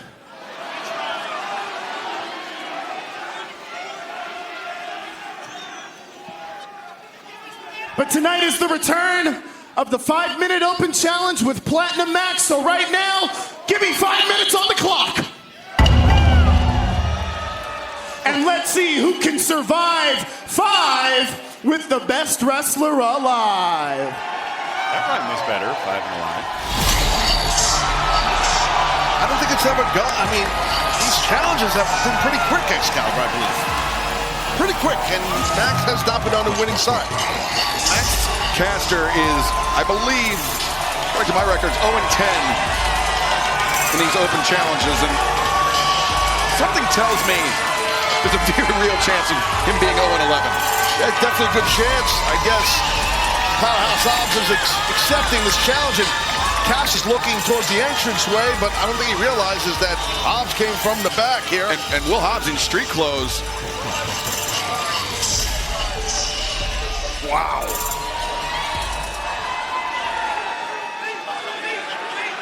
Now Max Caster, 5-minute challenge, the clock. You see at the top of your screen. Stephon Smith calls for the bell, and Hobbs lowers the shoulder and takes down Caster. 1/3 of the AEW Trios champions does not work by the hour, Taz. No need to. And the tough thing for Caster, you know, he does these open challenges. He doesn't know who he's going to face, so he can't be prepared, where the guy coming out can be prepared. And Caster sinking down, crumbling in the corner as Powerhouse Hobbs, with 4 minutes, 30 seconds left on the clock. The eye poke by Caster, and now Max off the, oh wait a second, Hobbs catching that double jump axe handle attempt by Max Caster. And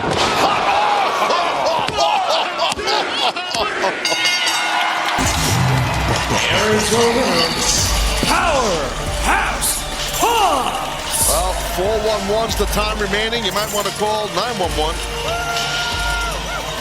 That was a layup.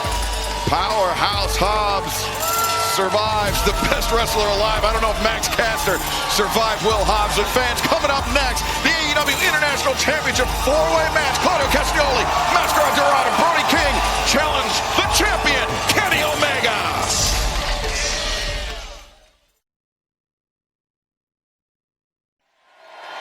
Welcome back to AEW's Fighter Fest live in the mile-high city of Denver, Colorado, and we are on the precipice of our AEW International Championship 4-way match.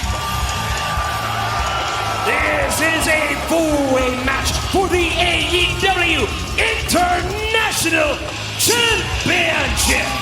Introducing the challengers first, from Van Nuys, California, weighing 285 pounds,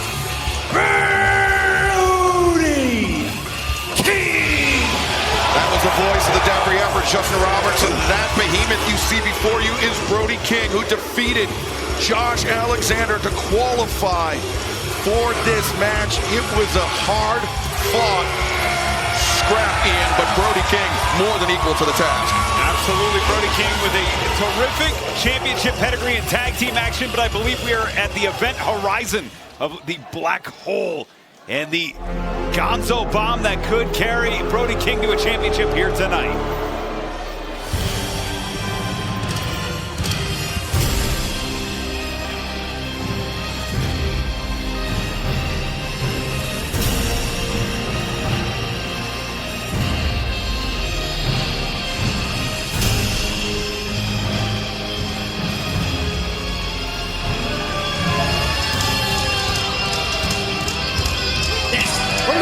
Switzerland, weighing 252 pounds, Claudio Castagnoli. Well, you know, Taz, Claudio Castagnoli, of course, has his eye on capturing that AEW International Championship, but also perhaps some stewing animosity between Claudio Castagnoli and Brody King stemming back to their battle during last winter's Continental Classic. Absolutely, and you know, neither of these men have forgotten that. You see how Brody is just eyeballing him hard right there from the middle of the ring. But of course, in that battle, it was one-on-one. This is a 4-way match with the AEW International Championship on the line, a completely different animal. Absolutely, and these matches have favored Claudio Castagnoli over the years, whether it was PWG, Ring of Honor, you name it. Claudio has extensive experience with 4 athletes in the ring.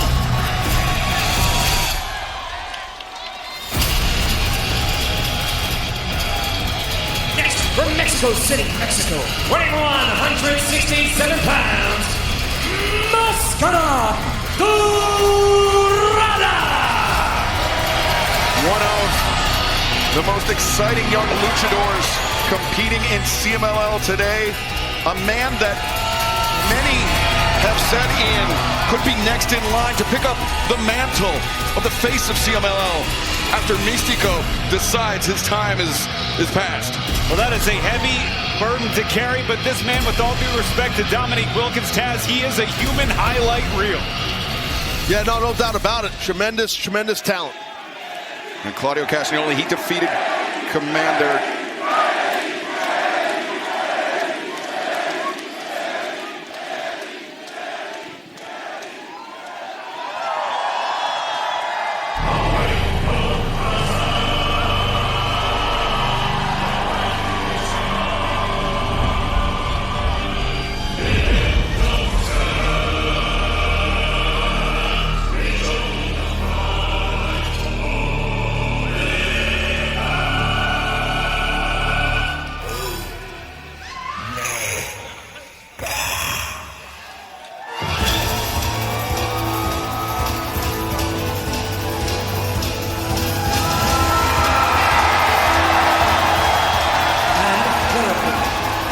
Manitoba, Canada, weighing 224 pounds, he is the AEW International Champion.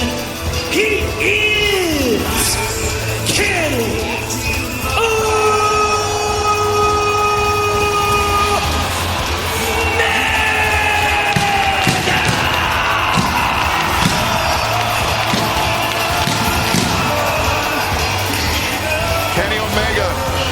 competed on the original Fyter Fest in 2019. It was a trios battle. He teamed with Matthew and Nicholas Jackson, the Young Bucks. Even though it was only 6 years ago, Ian, it might as well have been a lifetime ago. It certainly feels like a lifetime ago. But in the present, Kenny Omega has returned to top form.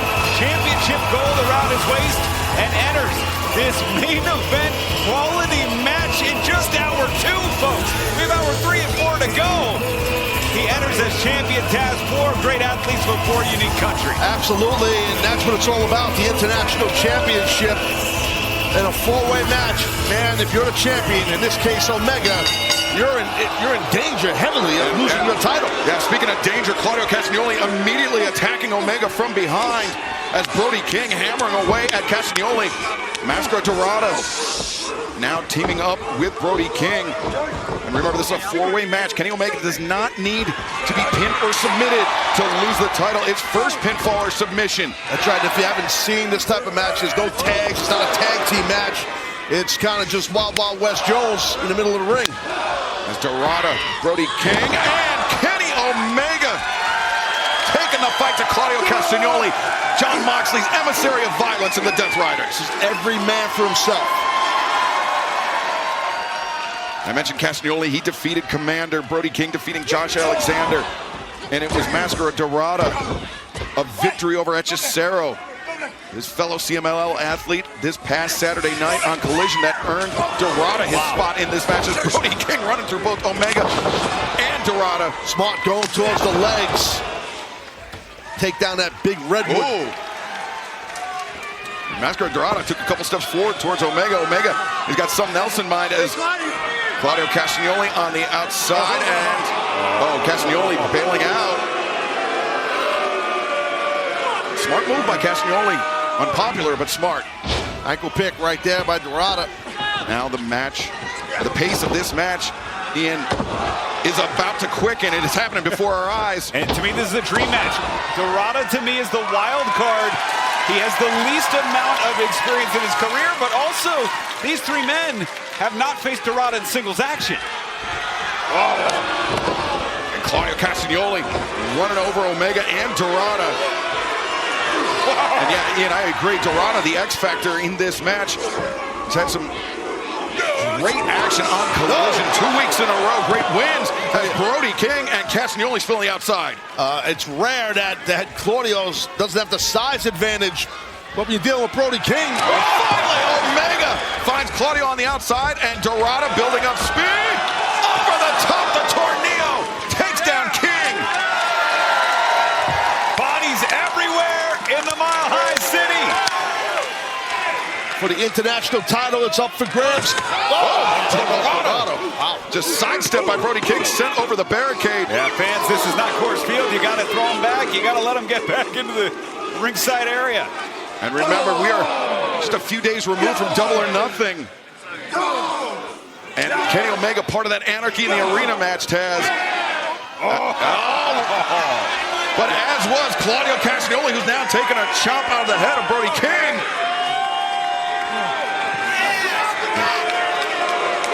Castagnoli, now he likes to deliver that uppercut to a seated opponent. And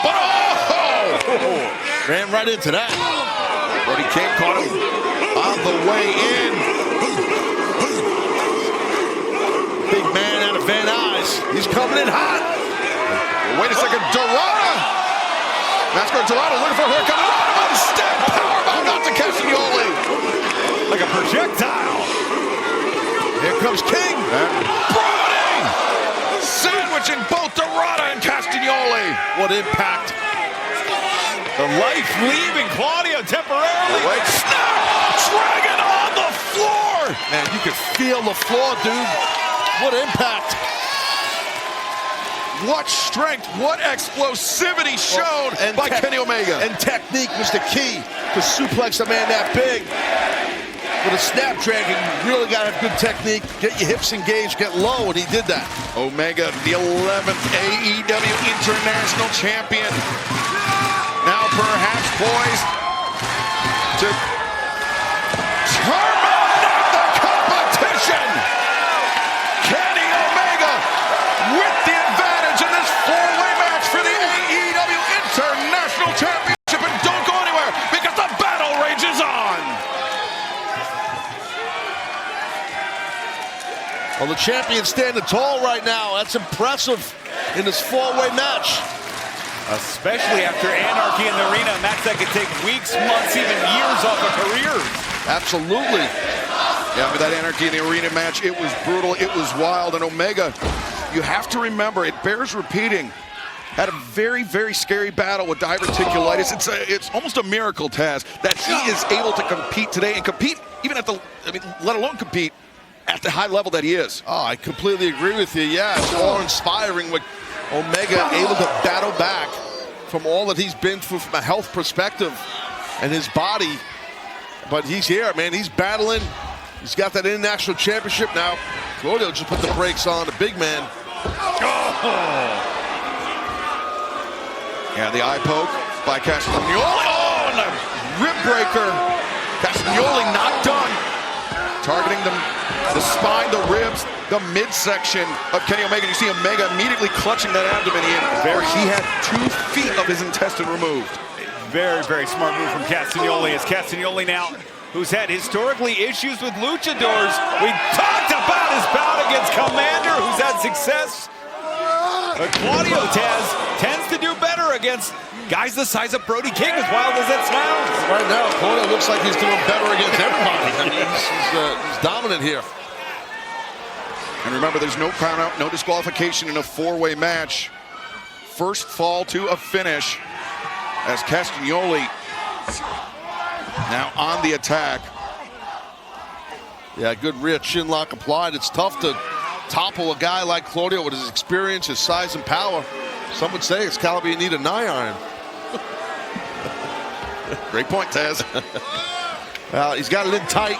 Omega's grabbing at the grip so he doesn't get choked out. Smart right there. You see Kenny's hands. You attack the point of where you're getting that choke applied. Yeah, but with the power of Claudio Castagnoli, easier said than done, even for an athlete like Kenny Omega. And Omega repeated shots to the midsection. Oh, right back to it though. Great anticipation shown by Claudio Castagnoli. The sleeper hold sinks the champion down. Big height advantage there. We have that kind of height with a sleeper hold that Claudio has, and the strength, Ian, man, it's tough. It's tough to get out of that. I can't even imagine. I mean, Kenny's no small man, standing 6'1", close to 230, and Claudio's got a few inches. Trying to get back to his feet, the champion with a jawbreaker. Jawbreaker as Brody King now battering the chest of Claudio Castagnoli. And Omega, oh! Inadvertent contact between Omega and Brody King, and Claudio Castagnoli looking to take advantage. Yeah, I think that blow was meant for Claudio. Man, that was hard impact there. Dorada sent hard into the stage. There's Castagnoli on the attack.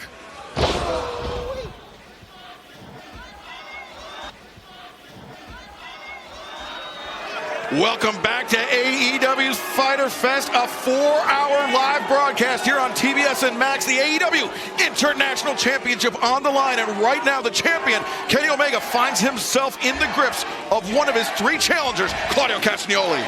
He's shown heart, he's shown effort. If there's movement, he will fight back. If there's a pulse, he will keep going. Taz delivering the rights, but sending him back down. As Omega, the knee to the midsection. Hoist up, Castagnoli on the shoulders. Omega. That midsection, though, Excalibur. The knees were up by Castagnoli in that midsection. The battle with diverticulitis. Taz, the 2 feet of intestine removed from Omega, and Castagnoli honing in on that. And bringing those shots, those shoulder shots to the gut, definitely can affect your liver, like a liver shot that a boxer gets. And as we documented the issues, Omega rolls through the Snapdragon, delivered on Castagnoli. And Dorada set for a ride. In comes Brody King. King's busted open, by the way. I think a gash over the eye, maybe from where he and Kenny Omega collided heads during the break. And nice arm drag, an inverted arm drag. Good job by the big man there. Well done. Get him, Brody. Omega had the element of surprise last time. This time, it is King who's in control. And Mascot Dorada finding himself in the grip and in the fireman's carry of Brody. Oh, no! Wow, that sucked for Kenny. Oh, that sucks for Dorada, too. Yeah, I forgot about that guy. Yeah, Dorada really got it bad, too. Both of those guys. And now Brody. What power by Castagnoli, the cover! Champion so close. Almost a new international champion right there. And Taz, Kenny Omega would have played no role in the finish. He would have lost his title right there. And like you pointed out earlier, Excalibur, he doesn't have to be part of, a submission or a pinfall victory for one of these other men, and he could lose his title without being involved with that sequence. Omega, the shot to the back of Claudio Castagnoli. And now Omega.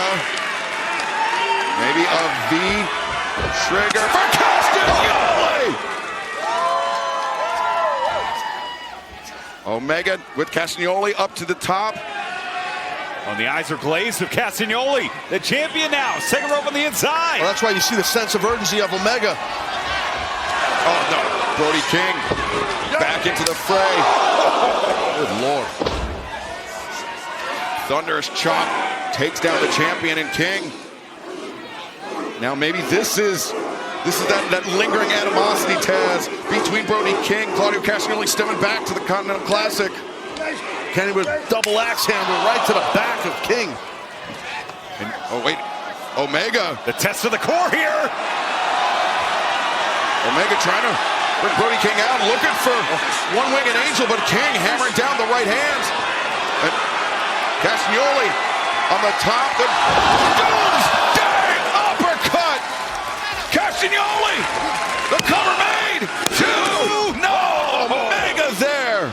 Just enough to break it up. Omega saved his own championship right there. Watch this impact on the landing of King. Oh! The way the head and neck snapped, and Dorada driving the drop kick into the champion. Dorada back into action, well, at least for a moment. Castagnoli sends him to the outside, sends Omega to the outside. And this makes clear the strategy of Castagnoli. He thinks he can get the pinfall on Brody King. Or is Castagnoli, I'm not sure what he had in mind there. Brody King, though. With the blood rushing and flowing from the skull just above the eye. He's going to tip your top rope here. Big King. He slipped. It's tough, man. It's tough. There's perspiration. There's blood on those ropes. Strong as Castagnoli, so it's hard. Castagnoli Sends Brody King down, but Mascara Dorada off the back of Brody King. The hook on Dorada, Mascara Dorada with the chance. Wait a minute. Two. No. Knocking on the door. No.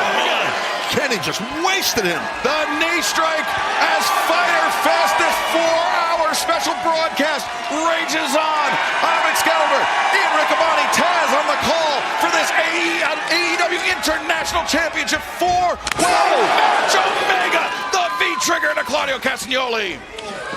Claudio's dazed. Omega now looking for here, Excalibur. The one-winged angel, perhaps Dorada, has no intention of fighting. Oh, my goodness! He spiked the champion! He spiked the champion! Oh, goodness!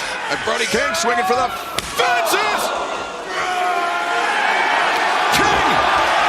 And the lariat from Claudio for lunch! I think that caught Claudio high! But the cover made! Claudio able to kick out. What a battle these 4 men from 4 different countries have an addict hanging in the balance is the AEW International title.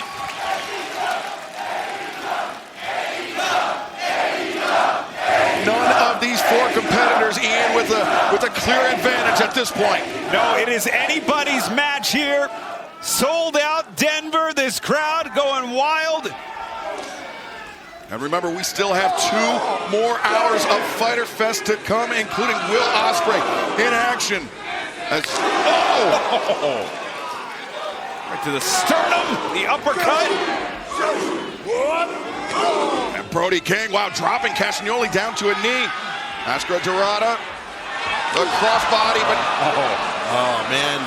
Whoa, Dorada finds his feet. The nimbleness of Dorada on display, as is the creativity! Whoa! But Castagnoli shuts down Dorada with the high boot. It keeps coming back to these 2 beasts. And he swing this big A gigantic giant swing. And there, the exclamation point. He broke it up. Here's the cover. 2-0, Castagnoli the stomps. And I think we would have saw a rest stoppage with all the blood that is pumping out of the skull of Brody King. That swing, I think, would have do it. And I think Claudio knows it too, Taz. Yeah, I think you're right. That's why he's singling out Brody King right near his Claudio. Castagnoli neutralizer, center of the ring. Now Claudio covers to Omega there just in time. So many near falls in this match where the titles almost switched. We lost count how many times. The fans here in Denver trying to will on Kenny Omega. Can he land another Snapdragon on Castagnoli? Can he defend his international championship? Dorada, the chance. Castagnoli, the crucifix. 1, 2. Now Dorada up to his feet, ducks under Castagnoli. Great extension on the thrust kick. Castagnoli avoids Dorada. Dorada now looking for Cazadora. Dorada to his feet. Mascara Dorada swinging and a miss by Castagnoli.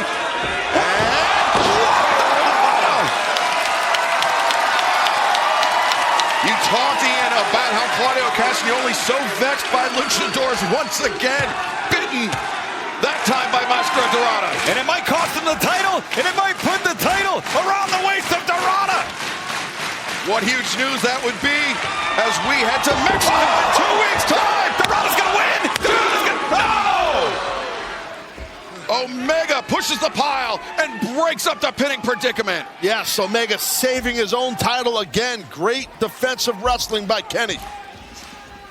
Now Omega, looking to take advantage of Dorada, but Mascara Dorada, the thrust kick stuns the champion, but the uppercut stuns Dorada. As now Castagnoli, sent over the top. Dorada has a bloody Brody King just stumbling by our desk as Mascara Dorada finds his footing, shooting star press to the floor. It's Dorada, hits Omega, the title, Very flop to the outside. Great job by Dorada, man. He really got Brody King out of nowhere. And not only that, Taz, but He was able to avoid the champion. He was able to avoid Kenny Omega, who was looking beleaguered at this point. Dorada. Oh, Dorada was looking for the hook. Dorada, Omega. With power. Oh, God, here we go. Omega. Winged. Forget about it. Here's your winner, and still AEW International Champion, Kenny Omega. That was an awesome match for these four athletes, but I'll tell you what, Kenny Omega deserves a lot of credit leaving this ring with his title intact. Yeah, it is always a treat when we get to see the AEW International Champion Kenny Omega compete as Fyter Fest continues.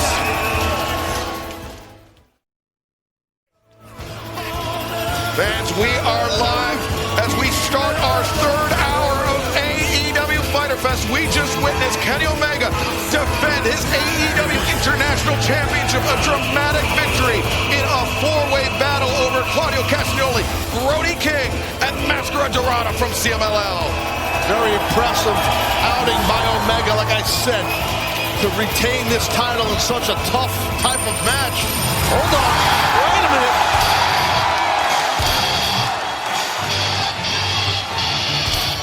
Oh, we may be about to be joined. We are by another champion, the Continental Champion, the Rainmaker, Kazuchika Okada, who has been taunting Kenny Omega for months. But the history between these two men, Ian, is the stuff of legend. A career-defining rivalry that put both in the pantheon of the all-time greats, competing over the IWGP Heavyweight Championship, headlining the Tokyo Dome. And now, on United States soil, two great champions here in AEW Taz Lock and Horn.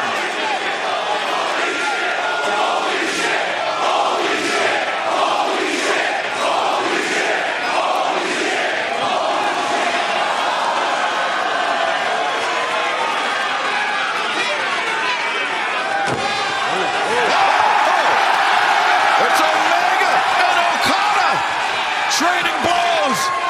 Yeah, it's exploded out here. As Omega, look at this. Shots in the back of the head, getting the better. The Rainmaker, no. Body shot. Yeah, the body shot, Taz.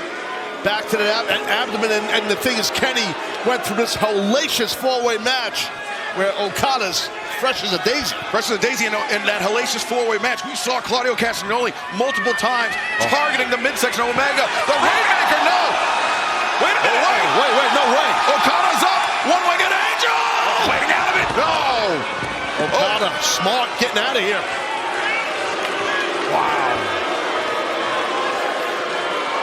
Wow, shots fired by the International Champion Kenny Omega and the Continental Champion, the Rainmaker, Kazuchika Okada.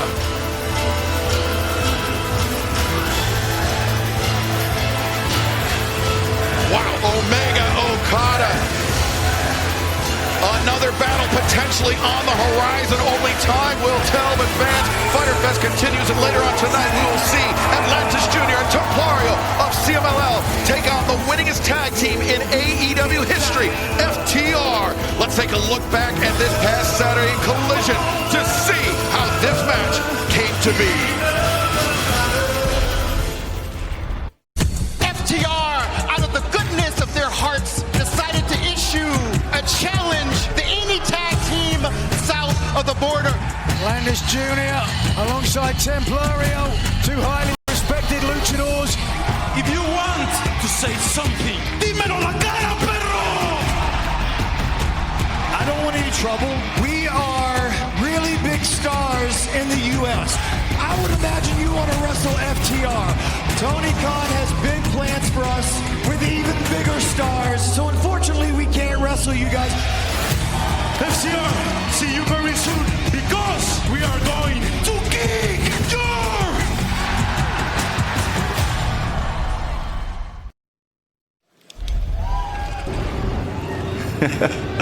That's correct. You people at home will have the pleasure of viewing 4 hours of AEW because tonight is Fyter Fest. That means a lot of talent will be competing tonight. That means there will be a lot of talent that I have my eye on. Yeah, no. I will not be competing tonight. No way, not in this crappy town. However, throughout the entire night, you will see me watching. You will see me looking. You will see me searching for people who have all the attributes and everything that I am looking for. People who will follow, who will serve, and do everything that I say to make sure that my quest for gold becomes a reality. People who will give everything they've got to continue to show that Ricochet is out of this world. I can't wait. And of course, that is Ricochet, and we continue with our 4-hour Fighter Fest from Denver. Let's go to Arkady in the ring. Holy contest, Denver for one fall. Introducing first from Essex, England, weighing 220 pounds, the aerial assassin, Will Ospreay. Next week, during Summer Blockbuster, live from Portland, Will Ospreay, Swerve Strickland 2. But tonight there was a challenge made earlier. Tony Schiavone along with Nigel McGuinness for the remainder of Fighter Fest. We've had some incredible things happen so far, and we got a great telecast still ahead. It has been a chaotic Dynamite as always, and don't expect things to calm down when this man is in the ring. You saw it on Dynamite. He called out Swerve Strickland for next week on Dynamite, but tonight it is Lio Rush of the Crew who stuck his nose in the business of the aerial assassin. Will it stay where it is? Stuck his nose is the correct term. Unexpectedly, I might add, as well. I was in the ring with him during the first 2 hours. By the way, this is the first live 4-hour AEW event broadcast on TBS. Our 6th incarnation of Fighter Fest since AEW's launch in 2019. And we are ready for what should be a really exciting opening bout. Here on the Collision Fighter Fest. Here's Arkady.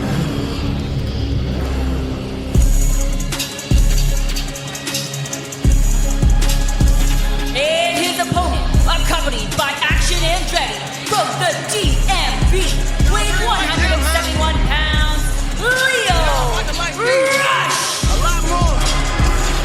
Lio Rush never lacking for confidence. He and Action Andretti, certainly Nigel McGuinness, have really turned some heads. I mean, they are an explosive, exciting tag team. But man, are they to the point of, I said confident, to the point of overconfident, I think cocky in many ways. Sometimes one man's confidence is another man's arrogance. I will give you that. They certainly made their point on Dynamite. They're dripped to the nines, if that's the correct phrase. Sure. Lio Rush still attired. It's a little bit like a lobster. That is a very unique ring attire to come out in for Lio Rush, who is shooting for his 14th AEW win. And of course, there's no question this would be his biggest win today. Oh, unquestionably, but of course, as you heard on Dynamite, Ospreay almost making fun of Rush. And Andretti said that he was going to have his crime fighting pants on. Now, may not be laughing with some of the fast action that Lio Rush is capable of. The fans, before this match gets started, a lot going on here tonight. A lot of great matches. Ring of Honor World Television titles on the line in a 4-way match. You heard what Christian Cage had to say during our Fighter Fest Dynamite. We'll be talking about that, but Lio now finally getting in the ring very slowly, but very deliberately. We're going to see a lot of great things here. I really believe. Look at that. Just rolled to get the ankle, to pick the ankle. These are two men that can move lightning quick, as fast as anyone in the job today. Oh, yeah. That was pretty amazing that time. Oh, and then a slap to the face, and Lio goes to the ropes. Well, if Ospreay does have a weakness, Tony, he's shown he's got a very short temper, very easy to irritate this man. We saw, what the former AEW World Champion MVP said to him. Leo is just unbelievably quick. I can't. Oh, but wait a second. He's giving himself up here. Styles clash, maybe not.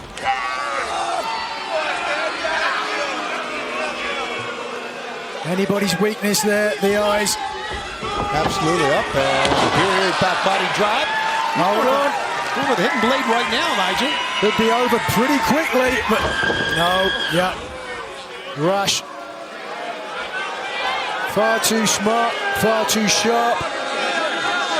Saw that one coming a country mile. But be that as it may, Ospreay looking to take away any respite. Rush once on the outside. Oh, wait a second. Kick a man with glasses. That time Will Ospreay chased down Leo Rush. But Action Andretti intervened. Here goes Rush! Oh, running tope battering ram. This is our opening bout. Stay with us. We continue on TNT in 90 seconds. That low pay, a thing of beauty, like a missile between the lower and middle ropes. Rush has used it to perfection time and again. Rush now sending Will back in. Tell you what, Leo Rush has so much speed, so much quickness. He is just amazing to watch. Some of the things he does, as you can see. Still to come, that four-way championship we were talking about. How about two count. Just get that left shoulder off. FTR is going to come out here to take on Templario and Atlantis Jr. We all saw what happened a week ago, right here on Collision. And one thing I'm super excited about, the in-ring debut of Tekla. Everything I've seen online, we are going to be on the edge of our seats. She is the Toxic Spider. We're going to hear from Hangman Adam Page. I'm sure he's got a lot on his mind, especially after what went down between Will Ospreay and Swerve Strickland after Dynamite last week. Yeah, that backstage brawl after Ospreay tried to get some peace between Hangman Page and Swerve Strickland, and you'd have to be a fool to think that would ever happen.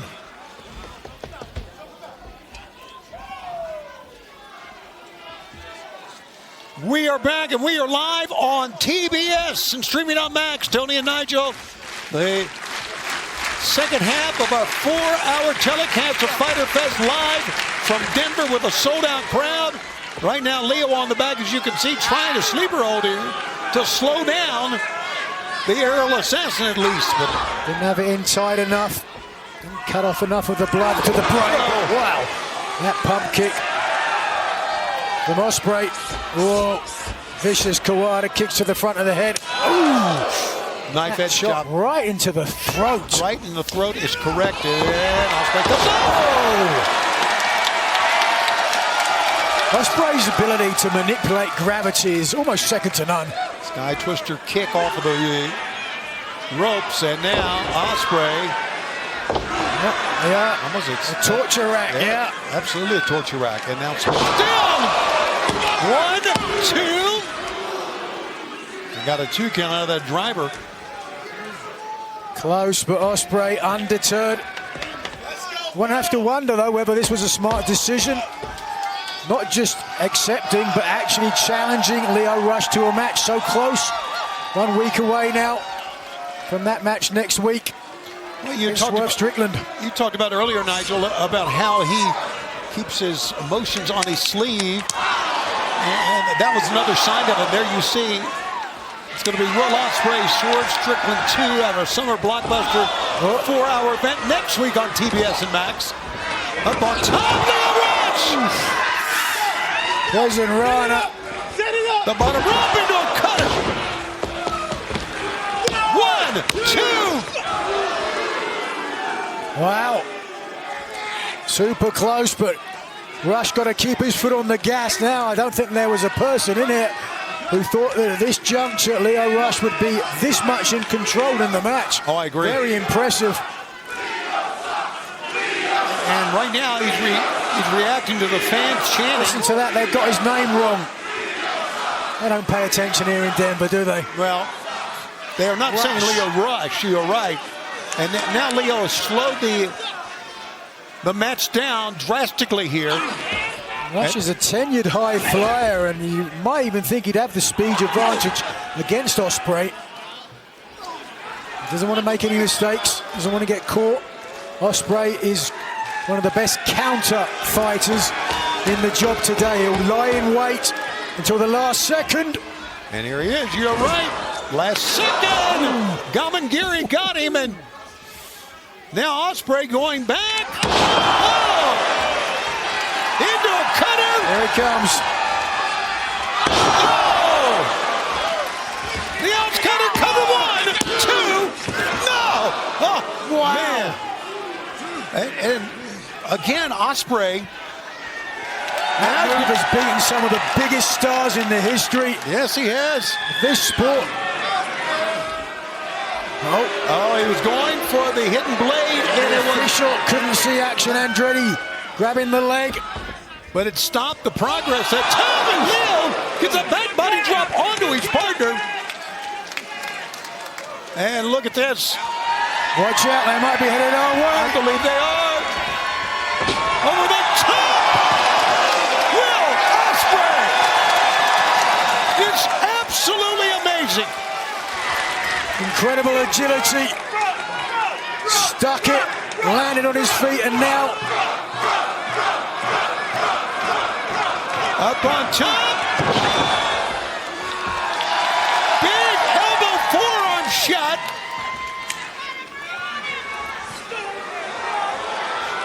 As he picked up. Oh, and Leo Rush comes out of a DDT. Leo going to the top again. Flying with a frog splash on target. 1, 2, 3. Wow. I can understand Leo's frustration out of that. That was perfectly executed, but he didn't get the win. Has stunned everybody here in Denver. Hey, he has less. You gotta do it. Come on. Will Ospreay, knock him out. One of the most credentialed champions of his generation, flat on the mat. Oh, look at it. Chain in hand. Again, the official now sees it. Absolutely. The official could really disqualify him right now. It's the officials. Oh, wait a minute. Styles Clash coming up. Boom! 1, 2, 3. Here's your winner, the aerial assassin, Will Ospreay. Will earning some momentum as he looks ahead to next week. Oh, wait a second.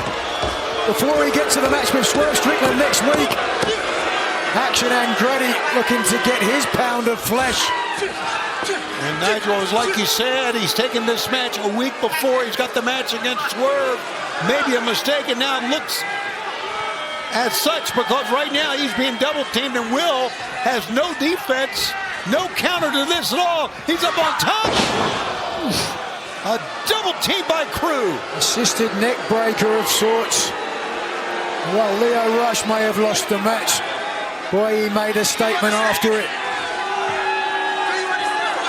Absolutely. Now Leo taunting. Well, fans around the world know that music.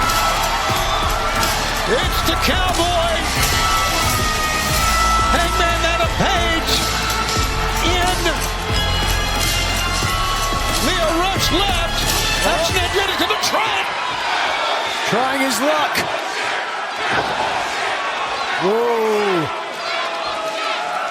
Instead, Leo Rush coming to the aid of Andretti and saving him from a buckshot lariat and damn near might have decapitated Action Andretti. And now, as the fans chant, Hangman asking Stephon Smith to come in here and check on Will Ospreay, who obviously needs some help. He's gonna have a week now to recoup and get ready for Swerve Strickland at Summer Blockbuster next week live here on TBS and in Portland. Oh, a little fist bump. Love to see that. Well, it won't be a fist bump when he faces Swerve Strickland. It'll be a fist right to the jaw, perhaps followed up by a house call. Ospreay, Strickland 2, a summer blockbuster. You're going to want to go out of your way to watch next week on AEW Dynamite Summer Blockbuster. Hangman's got a mic. And Buddy, he's got a lot on his mind because on July 12th, he gets the world title shot at All In, Globe Life Field, Arlington, Texas.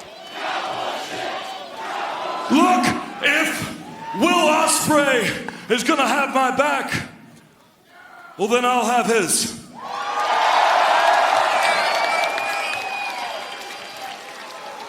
And as much as I appreciate it, I do want to make one thing clear. I am my own man.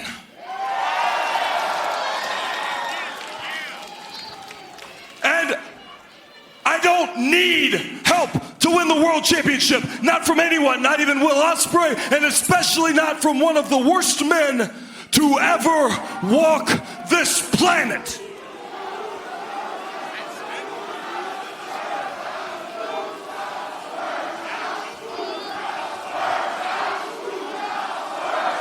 No, I do not need help from the kind of man who would threaten the safety of my family for his own glory. And last week I made all of you a promise, and tonight I will make another.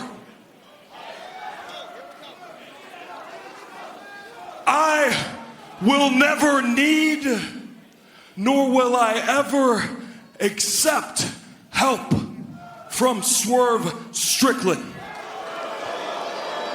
Well, that just about sums it up between those two.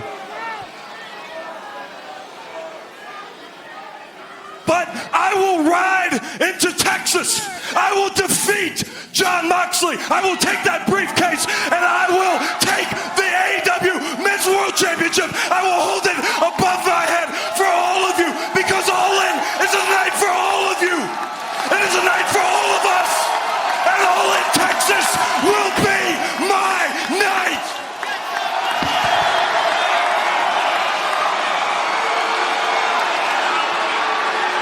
Oh my God. The world champion, obviously.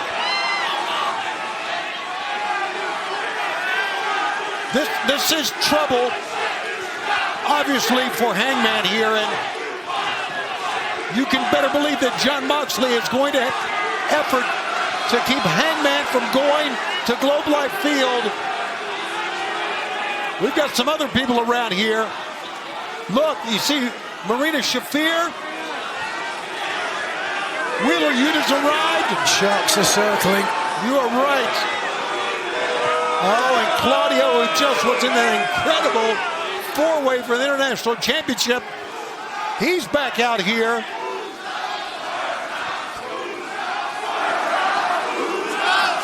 Moxley looking around, giving some signs to his team. Page isn't moving. Oh, wait a second. Will Ospreay is coming out wielding chairs. Ospreay's a man of his word. Well, Hangman said, I will have Will's back. And Will's got his right now. Claudio is coming up the steps you see on the far side. He's got a chair in his hand. And Moxley calls off the troops. A tactical retreat from the head of the snake. You know, next month, July 12th, is the big event. And you have to wonder what Hangman's going to have to put up with before he goes into All In to vie for the world title, a championship that Hangman once held around his waist. He said he neither needs nor will accept any help from Swerve. By the looks of things, he might need it. Earlier, we heard a challenge from Paragon, and a response with that, here's Lexi Nair. I am here with the Don Callis family. Don, earlier tonight we heard from Adam Cole. It seems like there's a lot going on with the Don Callis family. Adam Cole, you made a challenge. I've already accepted it. I am going to send the Don Callis family to take care of it. And if you thought what almost happened to you last week with Kyle was bad, you wait till tonight, kid. But I'm not done here. I'm not done at all. Because you see, Bandito, you have cost me muy dinero. You've cost me a lot of money. So why don't you get those two morons, the Outrunners, who I hate, bring them, and I will show you Proto Sheeta. And I have booked, just for you, Bandito, the greatest luchador in the history of the great country of Mexico. Ladies and gentlemen, the great one from Mexico, the best luchador in the history of wrestling. Welcome, Hechicero! Amigo, Bienvenido. Gracias, amigo. Hechicero está en la casa. Hechicero está con la familia. Les voy a demostrar por qué soy el alquimista del ring. La magia del cuadrilátero la tengo y la hago yo. Y esta noche se los voy a demostrar. En la casa, tell him. お前らを聞けよ。俺たちこそがドンカレスファミリー。ドンカレスファミリー一番。En la casa, Ichiban, and then you got Kyle. We're gonna kick some ass tonight.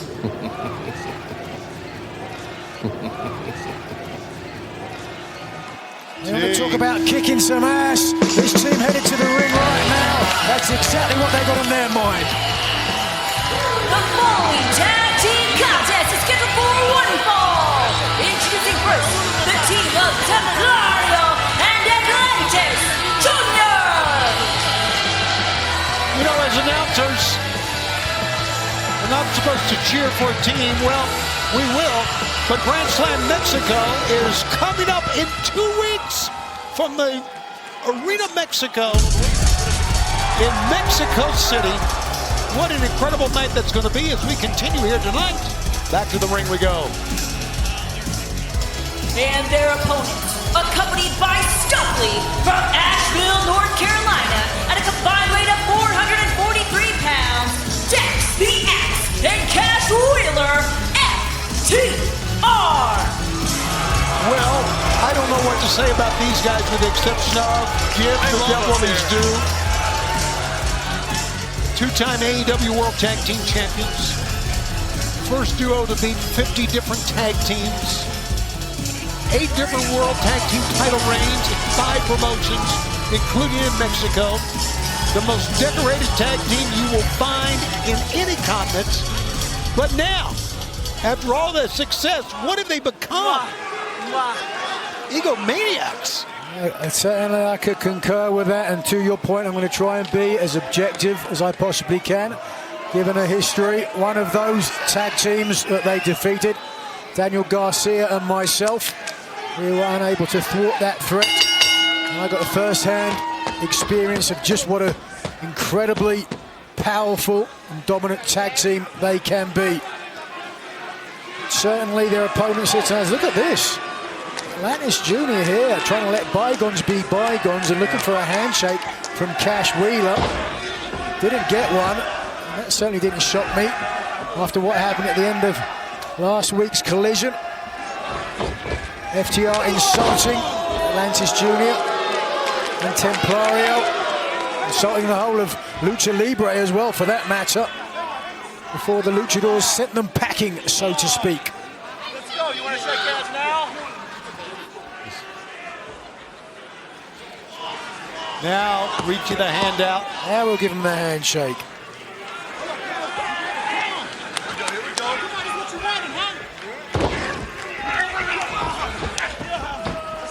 Simple hammerlock from Wheeler. Let's see if this second generation Luchador and Mascarado. Hold on.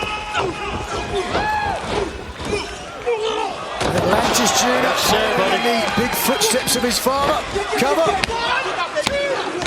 Oh, 2 count that time. And look at this.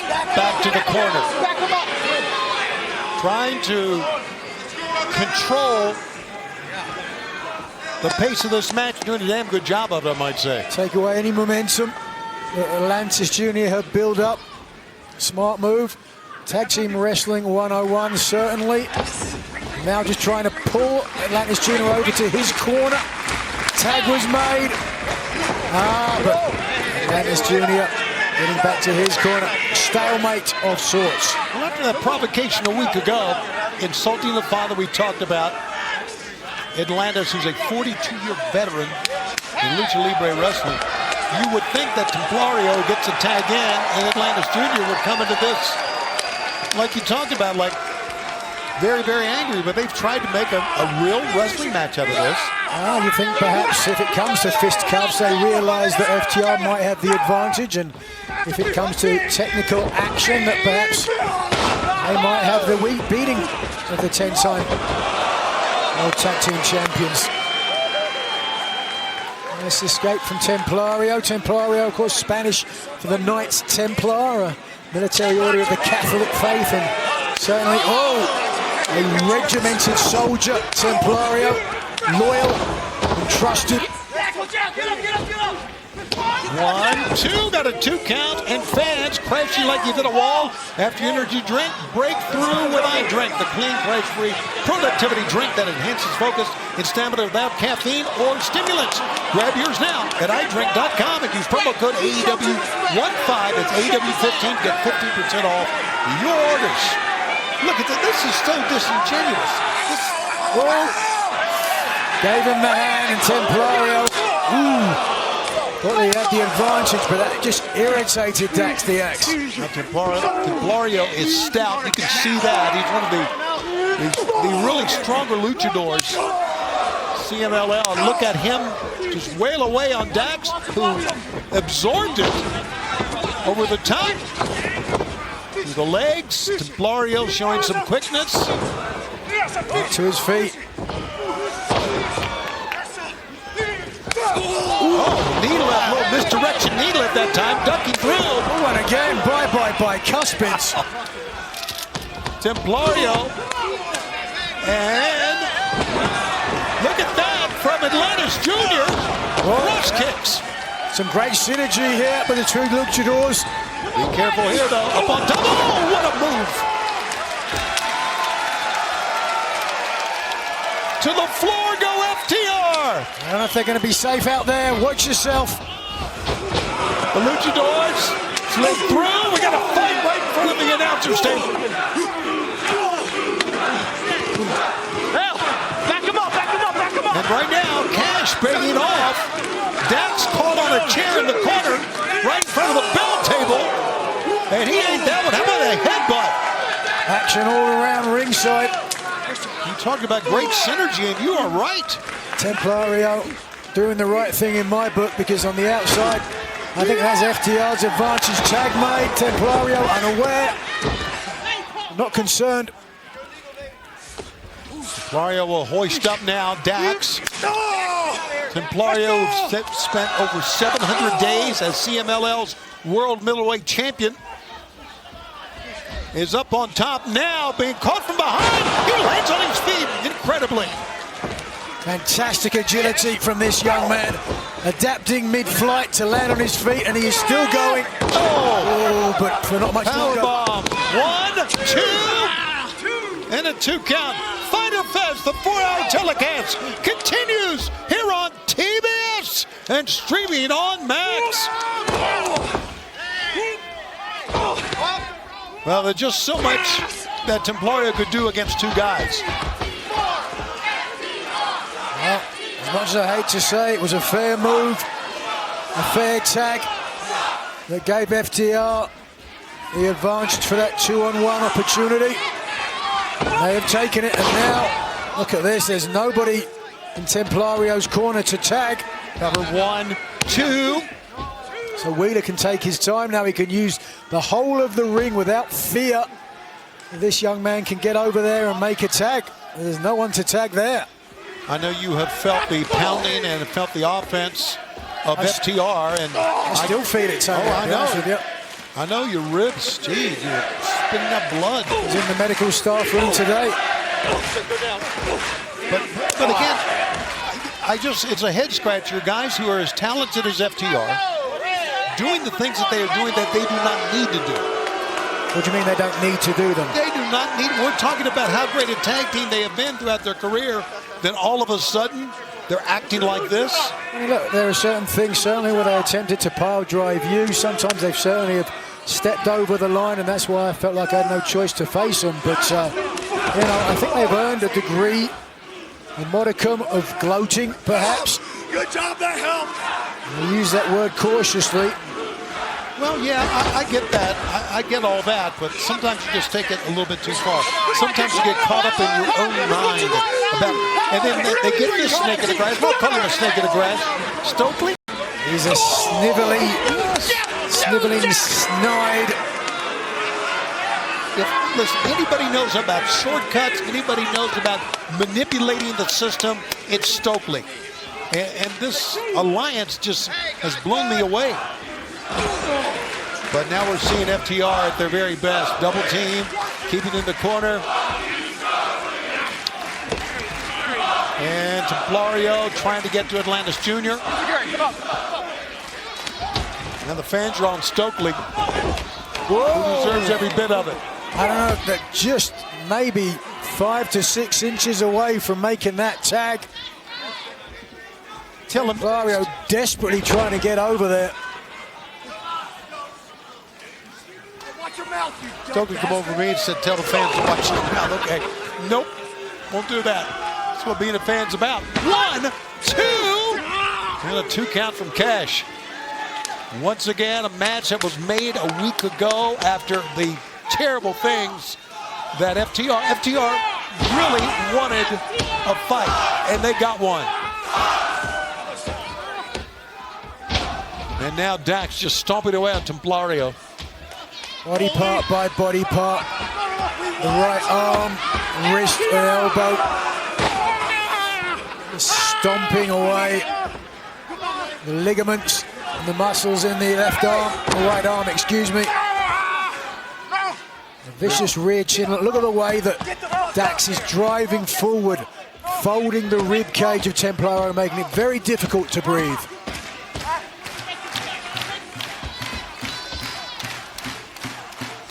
We are back, and we're coming to you live from Denver on the second half of this 4-hour telecast, Fighter Fest. Tony and Nigel with you, and I have just been told during the commercial break, listen to this, fans, Tony Khan has a huge announcement that will come right before our main event. Do not change the channel. Do not go anywhere. Stay with us for that huge match.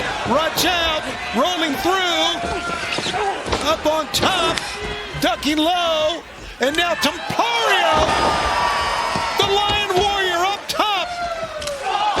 Thrust kick.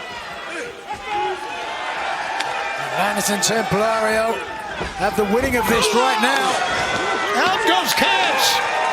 Dax in alone against 2 men. Dax is out as well on the other side. They got to turn that energy up and take it to the outside.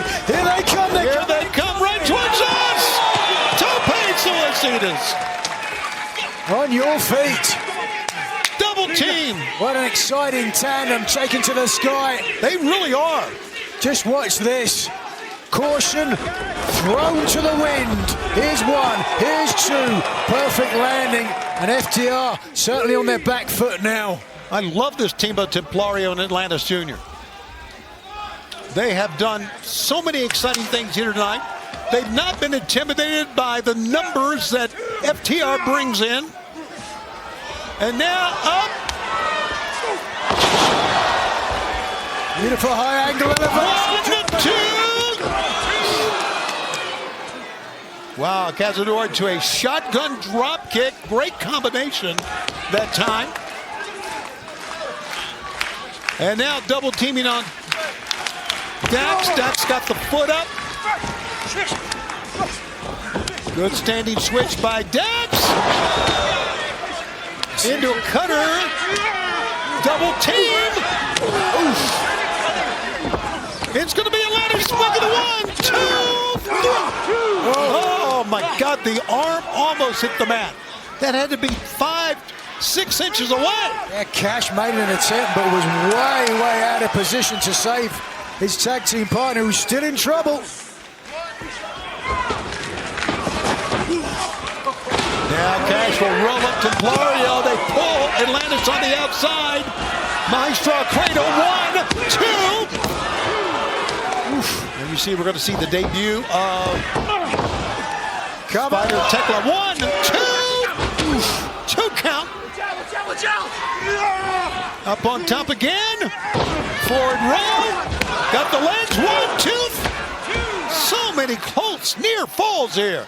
Dax the Axe surviving by the skin of his teeth. Well, surviving is the right term, Nigel. You are right. Look where he's going, to his own corner.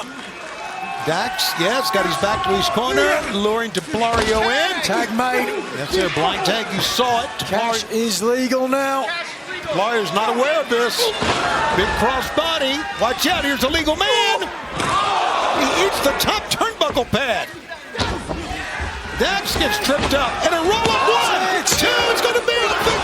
Oh, come on. Oh, that was close. Oh, that was close, Paul Turner. That was 2.99. Oh, wow. My gosh. Match goes on.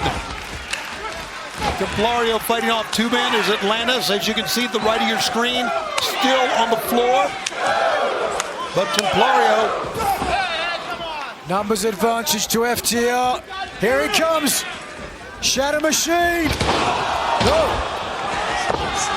1, 2 on the bridge. Didn't get it. Big thrust kick from Atlantis Jr. So strong with those legs. Speaking of strong, Templario. Atlantis Jr.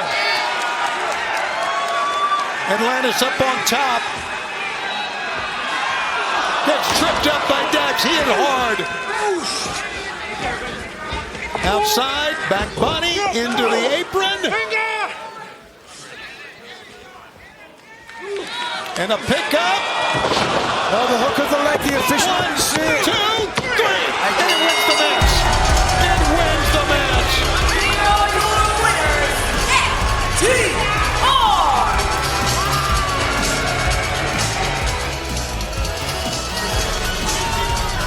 Wow. It was a great match. It was classic FTR, textbook FTR, if you will. With the official distracted, a hook of the leg. That has given them another victory. Inarguably the winningest tag team in AEW history. 5-match winning streak now for FTR.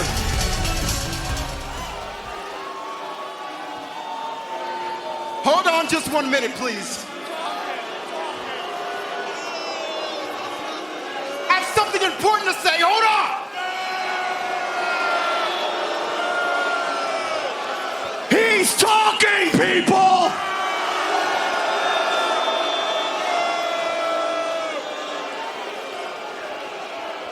Shocker, shocker, shocker. FTR wins again. And if I recall correctly, they are the winningest tag team in AEW history. Which means out of all the tag teams, they have won the most. So it doesn't matter what company you're from, what country you're from, everybody, whether you like it or not, everyone falls to FTR.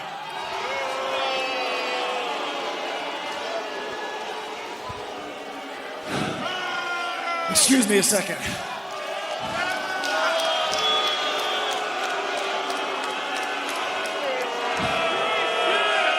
The greatest tag team of all time is trying to speak.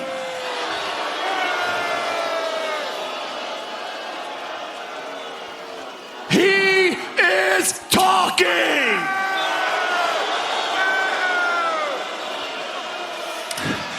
Denver, you had your chance. Now you don't get to hear me talk. Top guys, out. Wow. Short and sweet. FTR wins again. Their 54th different team that they defeated while being here in AEW. DraftKings Sportsbook is an official partner of AEW. New customers bet $5 and get $300 in bonus bets if you win. Simply download the DraftKings Sportsbook app and sign up with promo code AEW. DraftKings Sportsbook. The crown is yours. As we continue our Fighter Fest, let's hear this from DraftKings.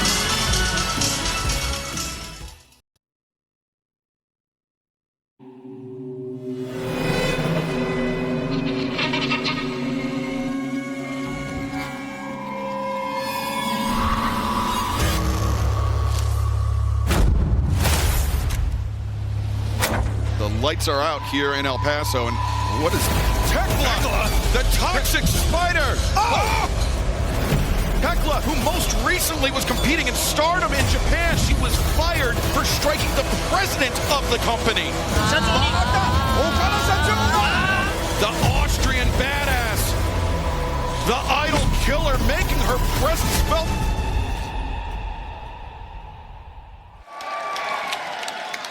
We are going to see the Toxic Spider make her in-ring debut at AEW coming up tonight in this second half of Fighter Fest. But right now, let's go to the ring. The following trios contest is scheduled for one fall. Introducing first, Hechicero and the Alpha Konosuke Takeshita.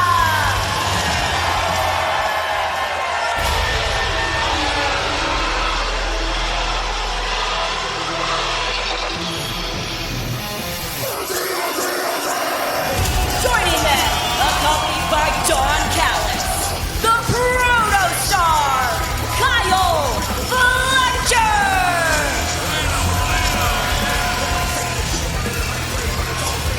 Protostar, along with Hechicero. I believe the correct pronunciation would be Protostar. Takeshita, so Protostar. It's how I would pronounce it, but you do you, Tony. Run that one by me again. Protostar. How do you pronounce Takeshita? It's not Takeshita. I don't pronounce it Takeshita. How do you pronounce Takeshita? So Protostar. We'll get there. Hang in there, buddy. This one's about to kick off. And it was a challenge made earlier and accepted. And let's go back to the ring. And their opponents. First, got a combined weight of 451 pounds. Los Outriders! Los Outriders! We've seen Bandito get the better of the Don Callis family on a number of occasions, including a double or nothing. So teaming with Outrunners, boy, Callis is going to be looking for some payback. From Mexico Beach, we understand, Los Outrunners.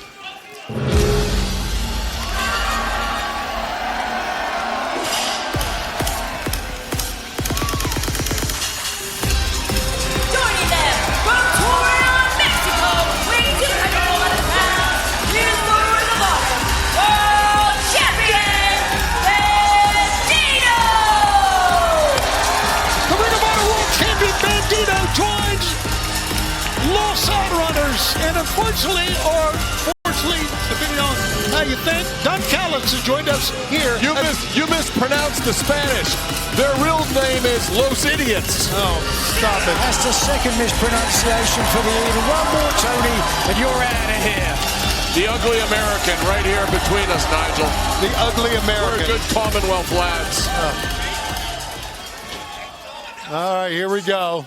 Los Outrunners, the latest incarnation of the Outrunners after they ate the worm at the bottom of the tequila bottle. Oh, would you stop? Tijuana. Hey, that's how you got booked in the 80s.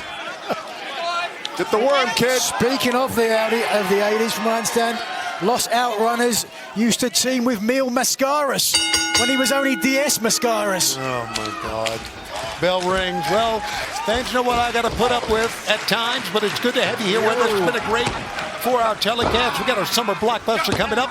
We'll remind you that we'll be in Ontario, California on Wednesday, July 2nd. It's Dynamite 300 and Collision 100 on the same night. Plus, in Garland, Texas, July 9th and 10th, Dynamite and Collision available there. And don't forget our Super Card of Honor and Ring of Honor, Friday, July 11th in Arlington, Texas. That week culminates, of course, with the big one, All In Texas, Saturday, July 12th. 38 days from today. What a night it's going to be. And fans, like I mentioned earlier, Tony Khan says he has a major announcement coming up that will be right before our main event here tonight on Fyter Fest. Do not change the channel. Do not go. Wait. What announcement? What is it? I've only been told it's been a major announcement. Well, I like to know things before they happen. Then go back and stooge it off if you want to. Don, they're not going to tell Tony anything. He'll be right on the internet as soon as he finds out. Oh, he's a gigantic stooge. Look at Hechicero. I love this guy. Tony. Bandito, Hechicero, ducking low, pick up, sending the Alchemist down. And here goes the Ring of Honor World Champ. I can't stand Bandito. Why? He's a cocky, arrogant. He's cost me mucho dinero the last few weeks. Rising Gamangiri that time. And here goes Bandito up on top. An incredible Tierra's takedown from Bandito as we take a look at Kyle Fletcher. Oh, yeah. Fletcher had that scouted. I'm not kidding. Here's a roll through by Hechicero. Look at that. That was fantastic. I have to say, Don, you've come up with quite a coup bringing Hechicero in. That move was called the Toro con Callis. And meanwhile, abdominal stretches from the Los. Los outrunners, from what I understand, that's Senor Magnum and El Turbo. You're making up stuff now. What are you insinuating? I don't do my research. Yeah. You make up your research. A couple of those deals. Triple drop kick. They're headed our way. Oh, no. Right on your feet, boys. All three members of the Callis family is down. Truth Magnum. They will help Bandito. Send him in. Bandito below top. Oh, he's break his back. Break his back. He's caught bad maneuver. Boom. Powerbomb on the floor. May have done just that. Well, they do call him high risk, Nigel, and that was a high risk that backfired on Bandito. Now the Alchemist. Hechicero. Come on, baby. Ready to fly. He's going to take up. Nicely done. 3 men. Nicely done. Muy bueno. This is the 4th hour of Fyter Fest coming to you live from Denver. Tony and Nigel. John Callis is with us. Es muy espectacular, la familia Don Callis. You're making up stuff as you go. What are you talking about? I'm multilingual. You're a virus. Look at, and now to the safety rail. And now the other side. Hold on. Players looking for the arm bar. Submission hold. Armbar, cross armbar breaker. No. Doesn't have the full extension. No. And I believe that is El Jackass was able to call the action. Down on the trapezius that time. And fans, this match continues on Fyter Fest here on TBS. And we are streaming on Max. Stay with us. You know what, Tony? I got to take issue. How dare you call me a virus? But I'll just remind you, you know what they say about viruses? Some of them stay with you, as you know very well. Yes. Wait a minute. I'm going to be around forever is what I'm telling you. Okay. That's Look right. at Kyle Fletcher putting the hurt on. The gift that keeps on giving, Tony. You should have watched those commercials in the 80s. That's it. If it's not on, it's not on. That's why you got 5 kids. No. But you got stopped. And now, right now, Truth Magnum is in some trouble here. It's Senor Magnum. Senor Magnum. Yeah, he's certainly in the wrong part of town, and Don very happy here. I call this team Los Bendejos. If you know Spanish, you'll know what I'm talking about. Oof. Wow. Power that is Takeshita. He about knocked him back to 1983.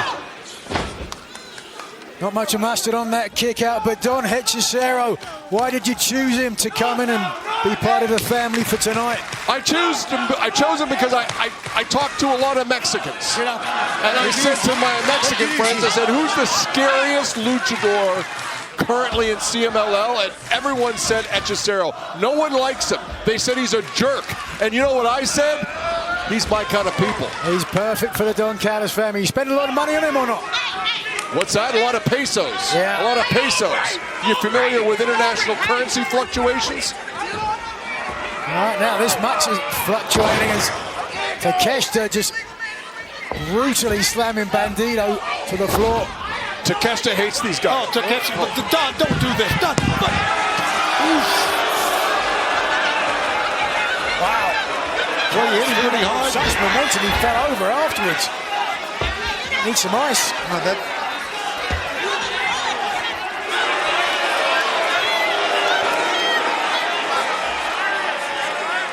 Now Don Callis now getting his seat back here as the action continues in the ring. Wow, yeah, the momentum of that right hand really carried you to the floor. Sometimes I don't know my own strength, Shivani. Still to come, the four-way for the Ring of Honor Television Championship being held by Nick Wayne. And we're going to see the Toxic Spider Tekla in an in-ring debut. A lot going on here tonight. Fighter Fest, and then still to come an 8-man. I mean, you're coming back out, right? Oh, I'm here. Yeah. I'm with you, like a virus, like you said. Yeah. He's here for the long run. It's a flare-up tonight. You're going to have me out here twice. Please stop. That penicillin back out, Tony. Would you guys stop? And now, fans. Good clap going here right now. The fans very into this. Look at Hechicero. I love this guy. You should, man. He's so aggressive. Yeah, it's aggressive, talented. He's also deceptively powerful, this guy. Very stocky. Look at him go. He's having fun. He's casting a spell of sorts. And the spell was missing the elbow. We are back in our sold-out Denver arena, and right now, trying to make the tag, but not being able to make the tag with Truth Magnum. Senor Magnum. Senor Magnum. He might be saying no mas any moment. I doubt that. He's reaching out to Senor Turbo Floyd. You know what match I always wanted to see? Takeshita. I'd love to see Takeshita beat up Bandito really bad in a singles match. I'd love that. Turbo is in. Oh, Hechicero down. Kyle Fletcher is down. Pick up. A lot of power there. Amazing power by Turbo. El Turbo. Takeshita's too much, man. Oh my God, got him up. No. How about that? Oh, look at this. Yeah, Hechicero back up. Show of power like Don Callis talked about. He's going to the top. El Turbo is up. What does this kid think he's in Arena Mexico? What's he doing now? Is he going to walk the ropes? He's never going to be able to do this. He's too big. He's walking the ropes. Sending Hechicero down. That was actually pretty impressive. That was. Great stuff here on Fighter Fest live from Denver. Bandito fired up now with the offensive. Fans, as you can hear, solidly behind Bandito. A rear kick that time. Hits the ropes. Stops. Oh, ankle pick. That was a great ankle pick. You're right. And now it's a That's it. He's got him locked up. 1, 2. Whoa, whoa, whoa, whoa, whoa. No, the other way. 1, 2. Back and forth they go. And again, 1, 2. Aubrey Edwards right there with him. Again, a 2 count. Ooh, shotgun drop kick. Both men down. Idea.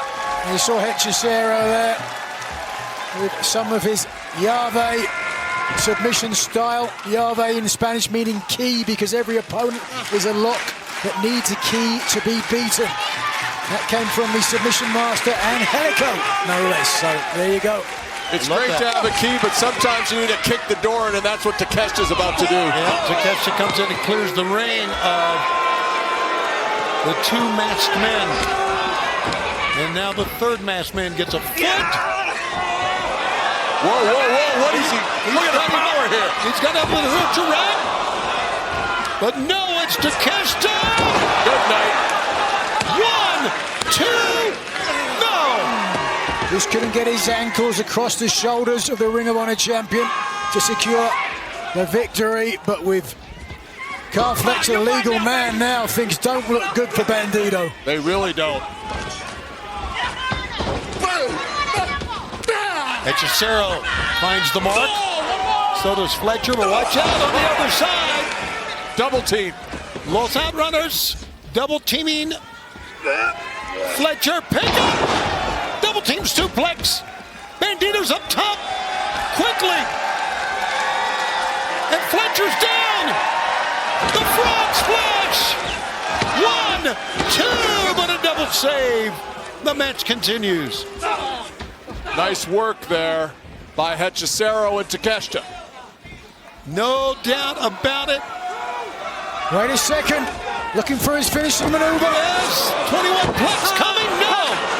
Too strong. Held on. Standing switch.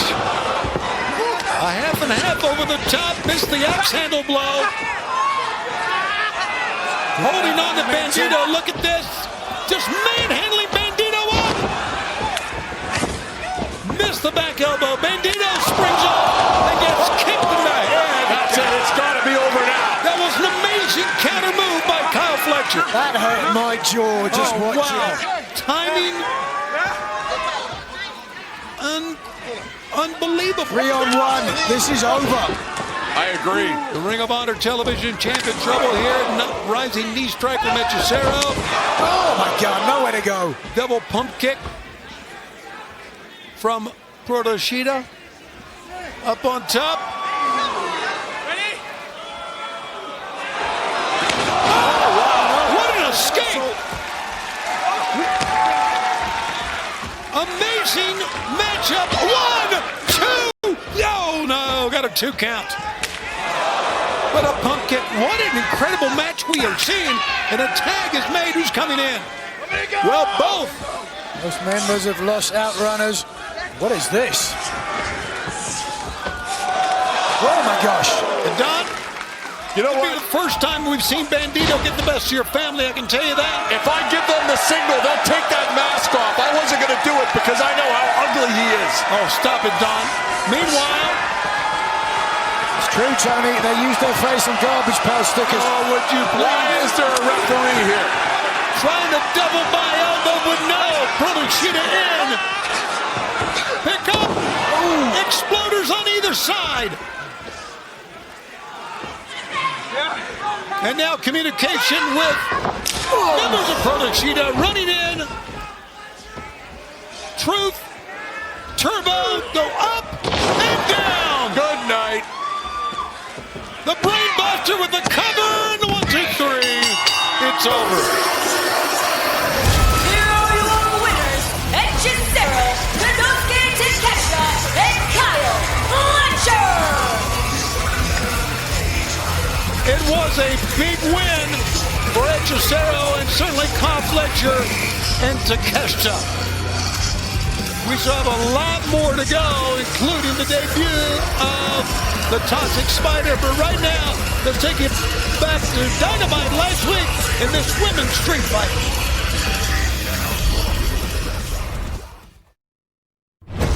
It is anything goes here tonight in El Paso. Megan Bayne, Penelope Ford, with a considerable amount of recent history with their opponents. These girls, they're not playing games. Power bomb! Bayne just sent Harley face first to the steel ring steps. Oh man, she's busted open here. A gutsy performance by Harley. Showing her heart and toughness. Harley still in this match. You can see the face right there. What do I need to do here? The Doomsday device 2, 3. guys showed so much heart throughout this whole battle.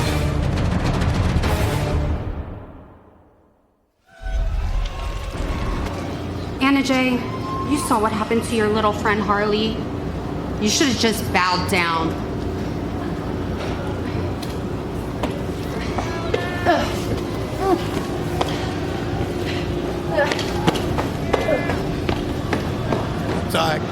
What the hell is going on here? They're headed our way. They've got Anna Jay. They're going to finish the job they started last week. Penelope has so much history with Anna Jay. She's got to be loving this. Anna Jay defenseless now. Wait a minute. She's pointing. Where's she pointing? What is she doing? Off the ramp. Not off the ramp for crying. Carmelo. What? Oh my God! Ty Mello! She's back! She is back in AEW! Take a look at this! Being held back by security. Ty Mello incredibly returns to AEW! War paint on and everything! Anna Jay should thank her lucky stars. Absolutely. For our tag team partner. Up to save her. Now, speaking of Ty Mello, we still have her husband, Sammy Guevara, and a chance to become Ring of Honor television champ. I'm here with Billy Gunn and the 5-tool player, Anthony Bowens. Guys, you asked for this time. What's on your mind? Oh, I sure did, Lexi, because I have two very, very special announcements, because I would like to declare first that this month is officially the Pride of Pro Wrestling Month. Isn't that great, Billy? Yes, I love it. Yes. And number two, I feel like we need to have a month that's full of big moments, spectacular moments even. Joy. And there's a specific person that knows a big moment or two, a guy that's reinvented himself, a guy that's turned himself into a proto-star. So I think it would be a fantastic idea that next week at Summer Blockbuster, that I whip Kyle Fletcher's ass all over Portland. What do you think about that, Lex? I thought he was going to ask me. How do you like it? No, I love it. I love it. I love it. If you guys like it, I love it. Yeah. So Kyle, strap up, because you are going to get ready to get your ass beat by the 5-tool player. Don't believe me? Well, I've got 5 tools and 1 rule. Prove them wrong. Let's go celebrate Pride of Pro Wrestling Month, Billy. Come on. Yes, I'm ready. Let's go. I'm good. Woo!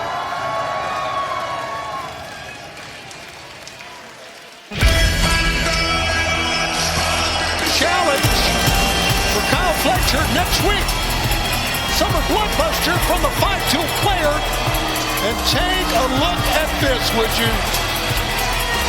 Ladies and gentlemen, please welcome Ricochet! Talked about drip earlier. What about that for fashion sense, huh? What do you mean? That's fashion. Take a look at Ricochet. Rush to the 9s, to the 10s, to the 11s. Yeah, he's got it all. Handsome. Incredible athleticism as well. And from what I understand, Tony, we are going to be blessed again. Is that what you call it, blessed? Blessed again. The man that is out of this world will be joining us here. Look, the fans want a fist bump, and he will deny the fans. I don't get that. He will join us for commentary here on the match. Pleasure.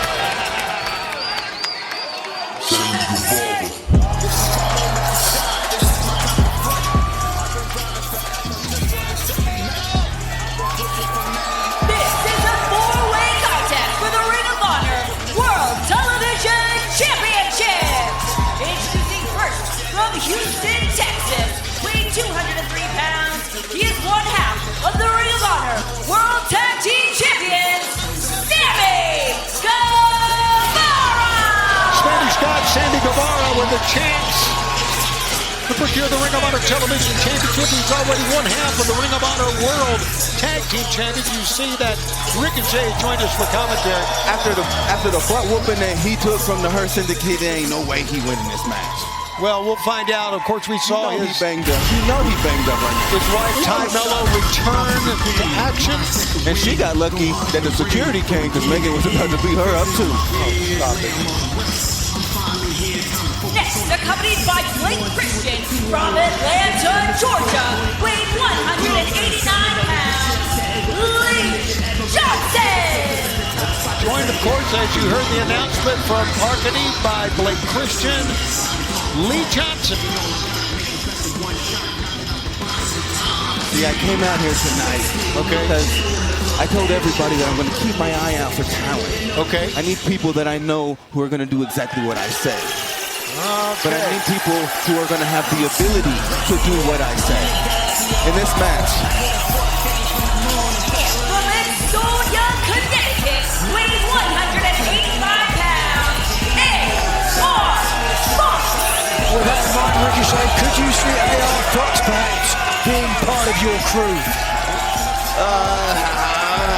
I mean, we're going to have to see what he does tonight. If he impressed me tonight, I mean, I've seen some stuff. If he impressed me tonight, then, I mean, maybe. But he better win if he don't, you know. He's a scintillating high flyer, no question about it. And now, here comes the champion. You better focus on them. Interesting story that began in our first half of the telecast. Next, accompanied by Mother Wayne and Christian Cage from Seattle, Washington, weighing 179 pounds. He is the reigning and defending Ring of Honor World Television Champion, Nick Wayne. You heard earlier the comments from Christian Cage talking about putting Nick Wayne in a four-way. Had a big smile on his face. I think he was disappointed that Nick Wayne did not go to Japan and win the best of the Super Juniors. So he's putting him in this four-way match, and incredibly, he said that Kip Sabian. Yeah, Kip had something in store for the champ as well. We'll see. Wow. Ominous words indeed, but Ricochet, as you look there in the ring, do any of these four men strike you as someone, perhaps? No, see, look at this. See, not that I'm really trying to poach any talent, but having somebody like Nick Wayne under the tutelage of like Christian Cage is absolutely amazing. And honestly, if Nick Wayne just continues to follow what Christian Cage has to tell him, all the information, all the stuff that he can learn from Christian Cage, if he just continues to follow what he has to say, he's going to be a success in no time, that's for sure. We are just over a week away from Father's Day, and I guess this is an expensive lesson. He better buy him something nice. And out goes Nick Wayne. And fans are chanting AR Fox here. AR Fox has turned. They're chanting for AR Fox to impress me. That's what they're doing. Well, AR Fox tried to do a cutter.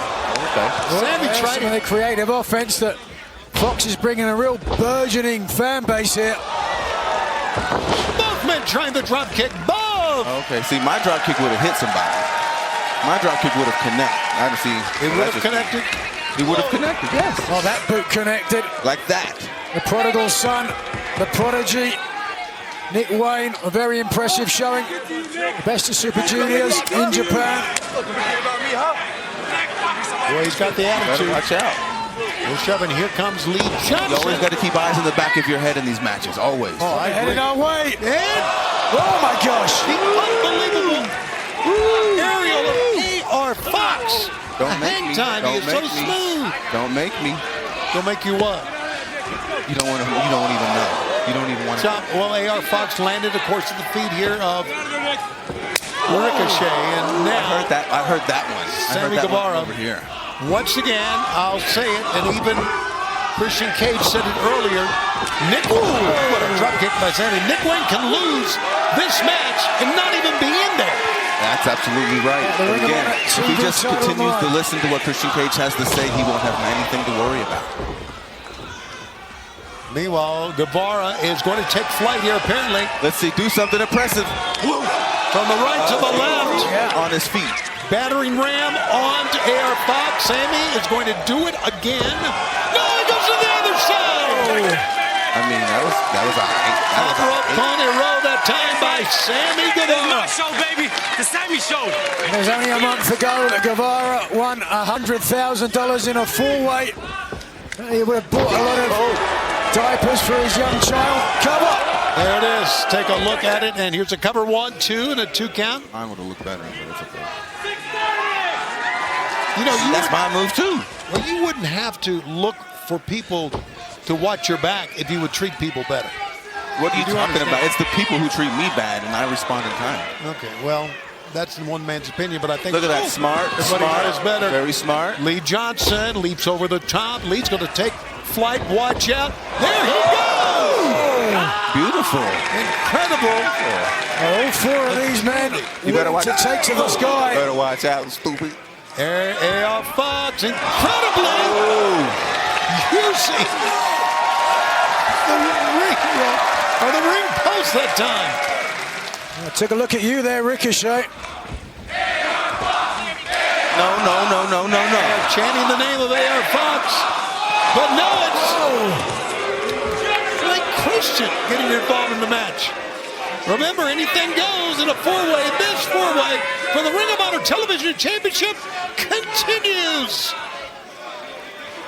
A bit of a knowing look there, Ricochet. What do you think, perhaps? I think it's Lee two young Johnson, guys Blake trying Christian. to impress a veteran. That's what I think it is. Are you impressed? You've got to be impressed with all four of these guys. I mean, these are great. You're talking to one of the most impressive people I ever stepped foot in the ring. I get that. I So know it takes I a am. lot. It takes a lot. But I will say that these guys are, mildly impressing me for sure. Snapmare over. Scooting through Lee. Oh, man. Lee Johnson covers 1-2. Got a 2 count that time. See, I will say that's one thing about Fox is when you think you have Fox down, when you think when you have him out, he just keeps coming back. That's right. He keeps getting out. That is a He's like a pest. He's like a cockroach. Well, that is a rash that just won't go away. Has that been the theme of the night for you? Theme of your life, Tony. Okay. Tony, you got a rash? No, I don't. But anyway, I was saying you got Probably to sell creams or stop it. You got to be impressed with AR Fox. You got to impress. Oh, wow! Drove him down with a DDT from the ropes. Did Lee Johnson? See, that's what I'm looking for. Some aggressiveness as well. Yeah, the aggression of Lee Johnson here has given him the advantage. But as you know, Ricochet in a four-way match, things can turn around in a heartbeat. You gotta stay on Fox. You have to stay on Fox. A flurry of offense from the top here. Johnson unable to defend himself. Ooh, see? Sometimes you have to use the ring to your advantage sometimes. That's using your brain. There we are. Sammy, better watch out. Now, if you were AR Fox now or Lee Johnson, Ricochet, what would you do right now? Let them fight each other. Smart decision. I would roll out of the ring and let them fight each other. See, Tony, he's not just handsome and incredibly athletic, he's intelligent as well. Okay, I'll give you that. 1, 2, he's very intelligent, he's very athletic, and Pretty, he's got style. Very pretty. Pretty? Is that what the word you want me to use? Okay, Talk about pretty, talk about gorgeous. Mother Wayne on the outside, ever as elegant. Watching on, alongside Father of the Year, Christian Cage. Two of the greatest parents in the world today. Mother Wayne, she just gets more gorgeous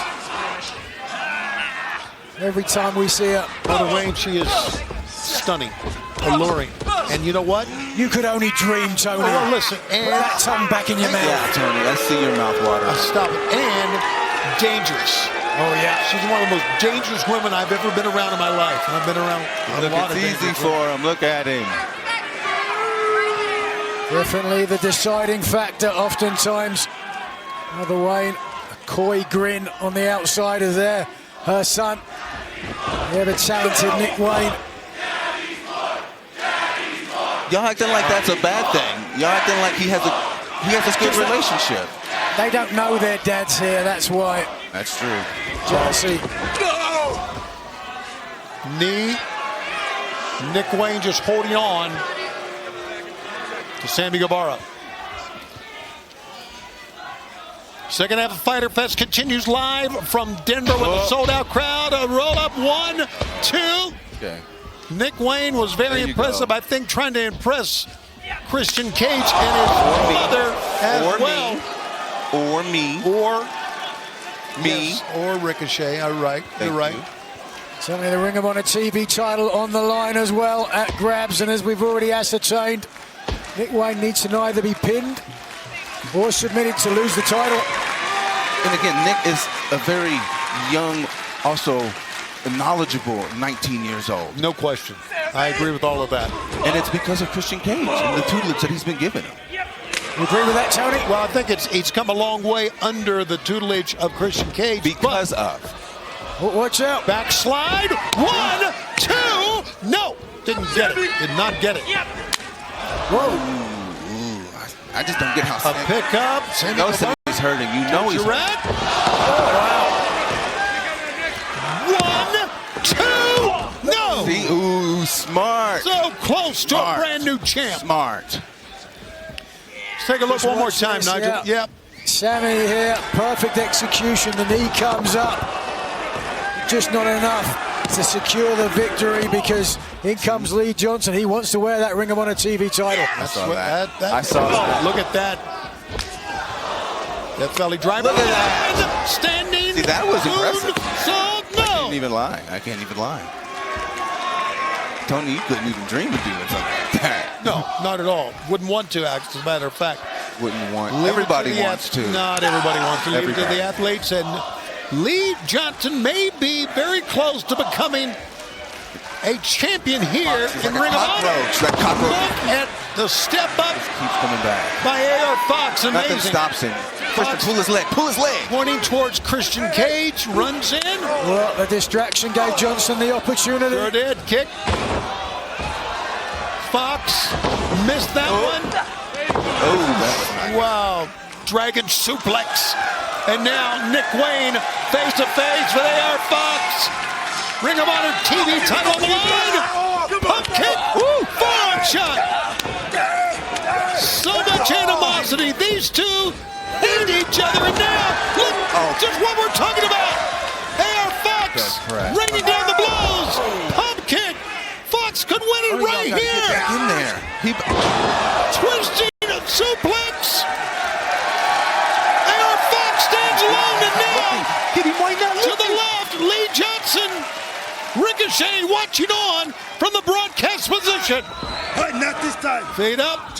A.R. Fox feeling it. Looking great right now. And they're chanting his name here in Denver. A.R. Fox. Unbelievable. That's not right. That is absolutely unbelievable what we just saw. The Pete roll.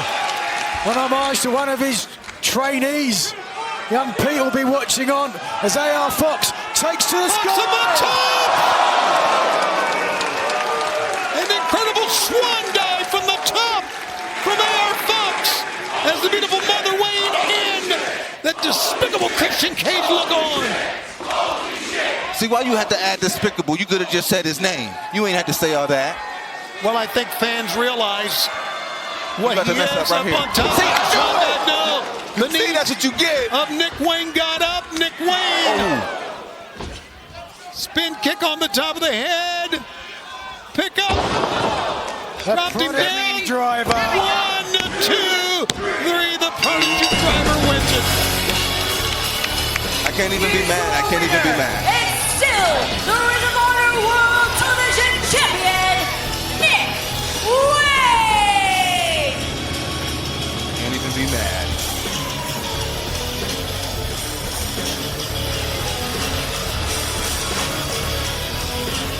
All right, Nick Wayne.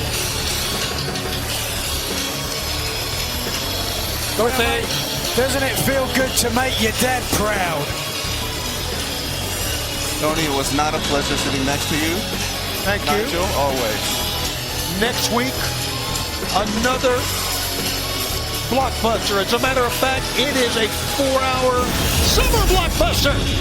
Live from Portland as Will Ospreay, Swerve Strickland 2 comes your way at Summer Blockbuster. Not only that, Mystico, one of the legendary luchadors in the world today, returns to AEW. That's only the tip of the iceberg. Next week at Summer Blockbuster. How about this? A trios match which was made here today. The Hurt Syndicate together in a trios match against Speedball, Mike Bailey Commander, and Kevin Knight.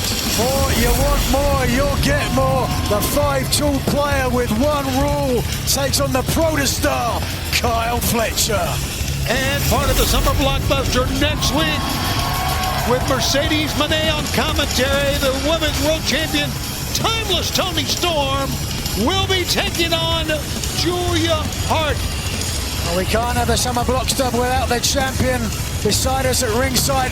But with that in mind, one of the most anticipated debuts here in AEW, it is time for Tekla.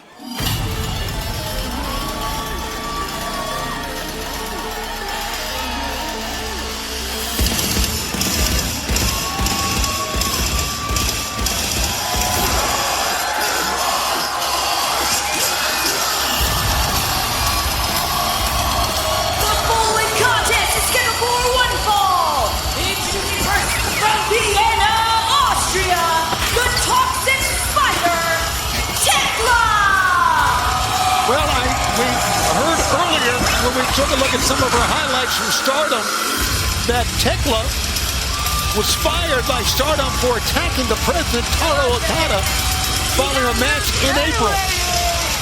So the Toxic Spider in her first match since then is here, and you can tell that this young lady has quite the attitude. She's got attitude, she's got presence. She has got a series of offensive maneuvers that are a sight to see. Trained in mixed martial arts. A true artist in the ring and out. Also trained in ballet and gymnastics as well. And her opponent from Imperial Iceland, Lady Frost. Speaking of gymnastics, here's Lady Frost, who's had so much success in AEW.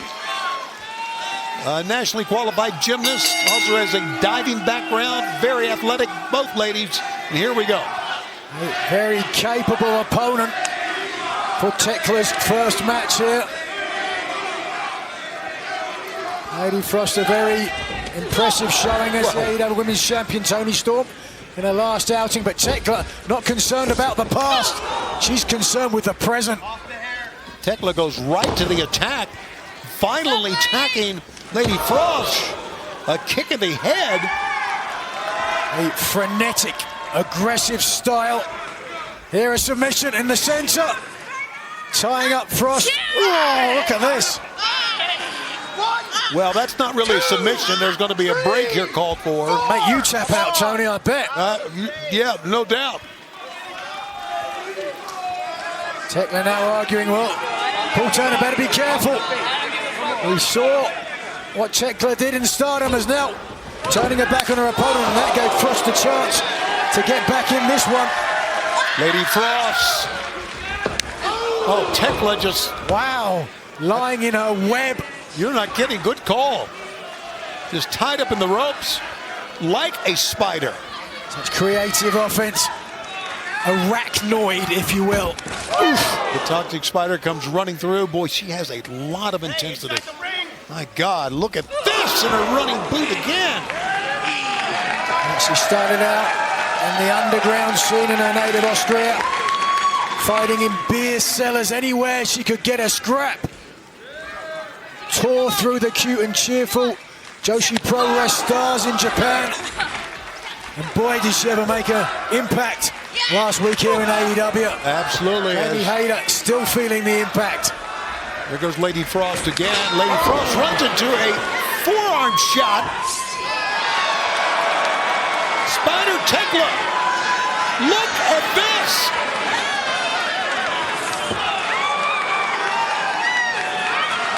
Looking at Lady Frost and with a spear. And her tied up.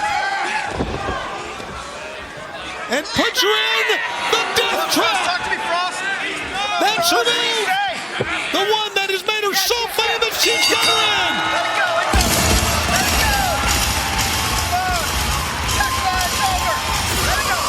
Look at the look in her eyes. Here's your winner, the Toxic Spider, Tekla! Tekla, the Toxic Spider.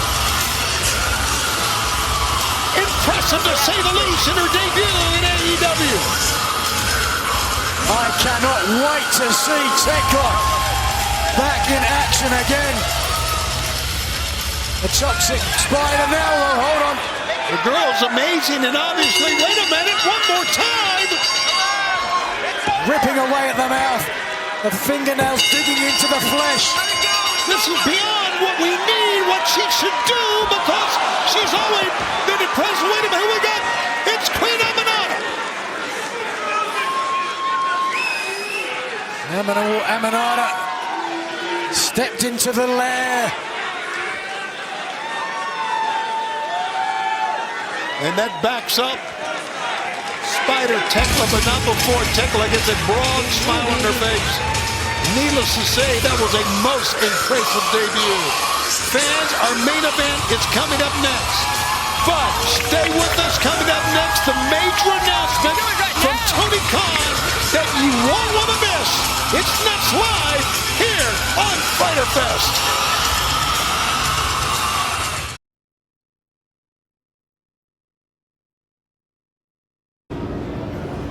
Sure, I get it. I do. Every single time somebody new comes to AEW, yeah, they're trying to make names for themselves by any means necessary. Why? Well, this is where the best wrestle. But Tekla, I am the one and only African queen. And you want to know what we do to spiders in Africa? We stomp on them left and right like little young gamadis. Well, if you don't know what that means, you can just go Google it. So, I do have an idea. Next week, you versus the queen. And we'll find out who's going to stomp on who. Well, very confident Queen Aminata, but Spider Tekla, what a debut, right? I want to close her mouth or she could get bit next week against Toxic Spider. All right, fans, of course, the first 2 hours, first half of this Fyter Fest incredible broadcast saw Kenny Omega retain the International Championship in a four-way match. But the story is what happened after that has everybody talking. Take a look at this, Nigel. It was the Continental Champion, Okada, coming in and trading blows with Omega. Back and forth they went. Neither man would take down until eventually taking the knee. Omega suffering the shot to the midsection with a damaged midsection, finally coming back, almost hooking up Okada.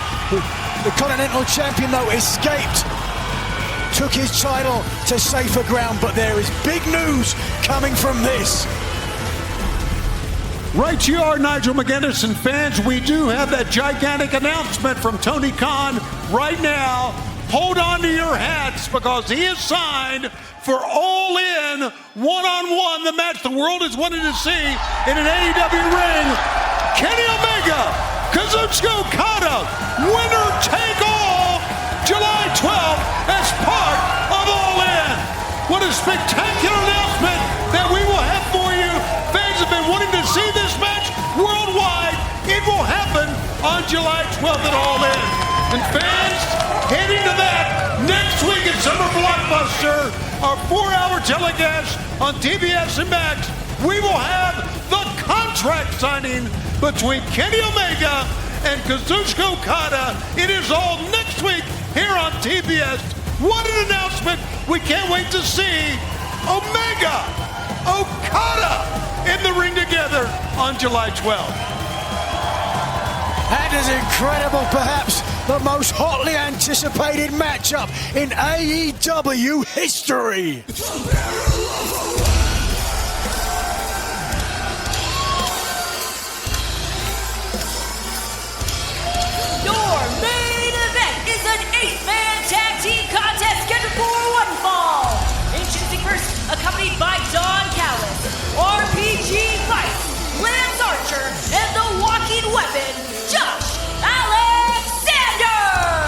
a great main event. You know what? We do get excited about a lot of matches, and well, we should. But this one is putting us over the top, Omega and Okada. Off the charts, if you think about their history, the matches they've had before, and what they are going to do in a ring together are all in Texas. My God, all bets are off. How about this? And winner take all, 2 champions right now. All right, Don Callis' family is in.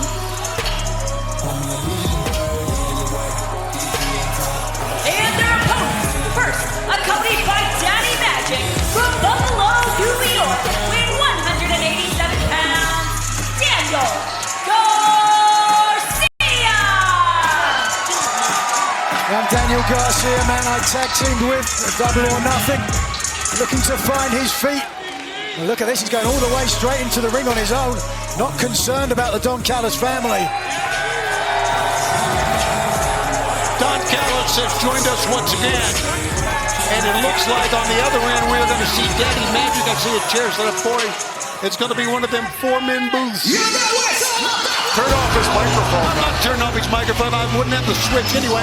Let's go back to the ring. Joining him, Roderick Strong, Kyle O'Reilly, and the TNT champion, Adam Cole, the Paragon! Paragon has arrived, and so is Daddy Magic. How you doing, bud? What's going on, gentlemen? Main event time! You know what night it is? Wednesday night! How you doing, buddy? Absolutely. How about we limit the male cheerleader and whatever that accent is he's got, because it's killing my ears right now. How about you shut your mouth? How about that, huh? I'm glad that Nigel and I... Speak English. No one wants to hear your ignorant Quebec accent. Wow. All right, this should be a tremendous main event.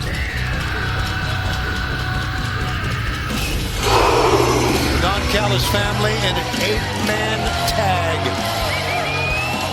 Certainly some big talking points in this matchup, the first of which, Don, wasn't long ago you gave Daniel Garcia the opportunity to join the Don Callis family. Well, Daniel Garcia is a very talented wrestler, but he's a very stupid wrestler because he's listening to perhaps the most ignorant piece of trash in this company. No offense to you personally, Daddy Magic.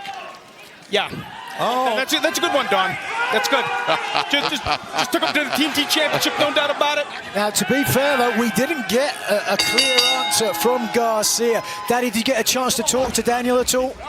Well, we didn't talk about that exactly, you know, but I could understand any athlete. That sounds very promising, Daddy Magic. Any athlete. He's kayfabing you.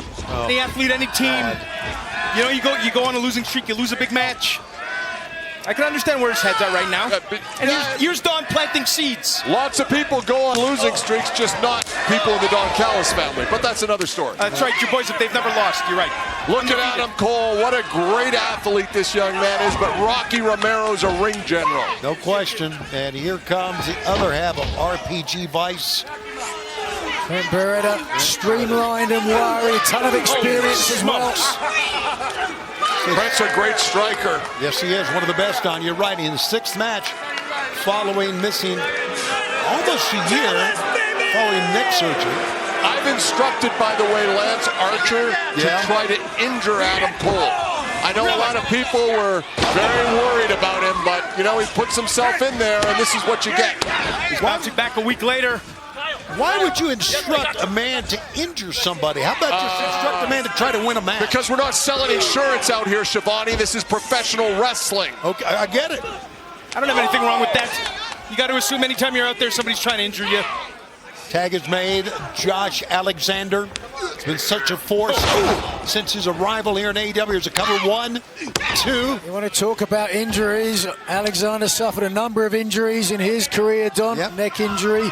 Didn't they have to take his ear off at one point? Broken neck, and his ear wasn't taken off. It fell off. Oh, my God. And he's actually deaf in one ear from the cartilage that built up.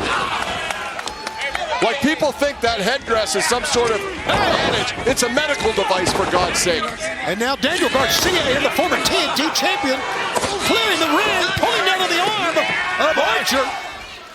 Garcia is very good, Shivani, at stringing offense together. That's what he's doing right now. Gotta have eyes in the back of your head in a match like this. Ducked away from the attempted blow by Trent Beretta, and now hammering two men, but there is Rocky Romero. Now. Oh, they're all stacked up. I don't know about this one. Wow. Brandon down. Taking on three men. Lance Archer tries to put it into it. No. It's as big as two men. Lance Archer sent him down with one big arm. And this main event continues on TBS, streaming on Max. Top to bottom, what a telecast. We got another 4 hours next week. Right, Don, I got to ask you. Just ignore him, Don. Just ignore him. They'll get Bunch tired. of ignorant bastards. I've got to ask you, what do you think of the announcement? Omega, Okada, all in. This is as big as it gets. I was in Japan when they had their classic trilogy, and I can tell you this. Kenny Omega is a deviant. He'll do anything he can to screw Okada. But he better be on his game. Winner take all, I like that. I just hope to God that it's not either one of them that takes everything.